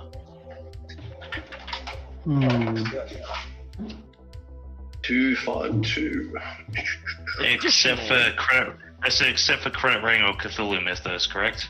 Yes, except for credit rating or Cthulhu Mythos. Although, would I gain any Cthulhu Mythos because I'm going to read that Neil Architect book? Yes, so the rest of you who are not Ambro... Actually, yeah, you all gain 1d6 Cthulhu Mythos skill. In addition to your 3d6 of other skill points. Ah, Ooh, 5 for Vince, Nice. that's pretty good. oh, now he gets decent rolls. Look, we're not rolling for initiative this time. Yeah, that's why. It's not, his life doesn't depend on it. Oh, Okay, finally, you may all make luck checks, and if you fail, if your luck is below 30, you may gain 2d10 luck, and if your luck is above 30, you may gain 1d10 luck. And of course, I Oh, passed hell my yeah. fucking luck check. My luck is below 30 and I passed. Oh, That's well, a, there you go. So Vince gets 2d10 luck. And so do I. I get Yes. nothing. 5 and that's a 93, so yeah, I'm pretty sure I failed that one. Yep. 69 luck now. Go on, Tyler. Oh, Okay, well, lovely. So 27 is up. Vince is up to 27 luck. Okay. and Finally. 1 HP. And, yep, but that's fine. That'll be fully recovered before next session. And Agent Ambrose, I believe you wish to read that book, Beyond the Veils of Science by Dr. Harlow White Patton. Yep. Very well. I'd like you to please make a read English check. Is that just an intelligence check? That's just, yeah, your own language check. Oh, own language. Why is it I just have language other? It's own language. I've got jump in the other language. Where's own language? Oh, right, there it is. Yeah, there it Education. is. Yep, There we right go. above other language. That is a 21, which is a Yep. very, very hard pass. So you do comprehend this book.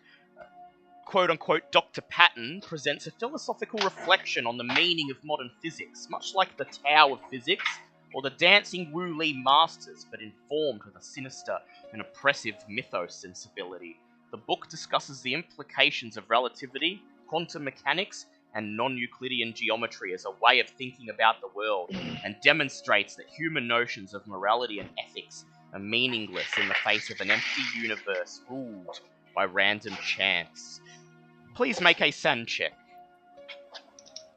Going, fella? That is a 12. That is a 12, okay. So that is a SAN loss of 1d6. 1. You learn, you gain 11 points of Cthulhu Mythos skill. And in addition, you learn the spell Dismiss Azathoth. Oh, okay. Wow, okay. And this spell will also work to dismiss any minor gods that are servants of Azathoth, such as Ghroth. Wow, just... okay. So, yes, let's hope you stay alive to use that. But for now, our nightmare of paranoia, conspiracy, and Lovecraftian menace draws to a close. Thank you everyone for listening and for putting up with the buffering issues earlier in the stream and all the technical issues. And thank you to our patron BCG for joining us this night. And we also should mention Kitty as well. She's And also Kitty, another $1 supporter. Yes, thank you to Kitty as well. Yes, I forget about Kitty because she's with us in D&D. But yes, thank you to BCG and Kitty. And we will be back in 2 weeks after the Easter break. We don't have D&D next week, and we don't have Call of Cthulhu next week, but both shows will return in 2 weeks. We do technically have our Tuesday Remy's, session yes. next week. We do have Remy's as session, for which main- is returning after a big hiatus next week. Aye. And, yes, so join us again in 2 weeks for episode 6, Dawn of a New Age. Until then, when a humanoid figure tells you to not activate the light, do not activate the light.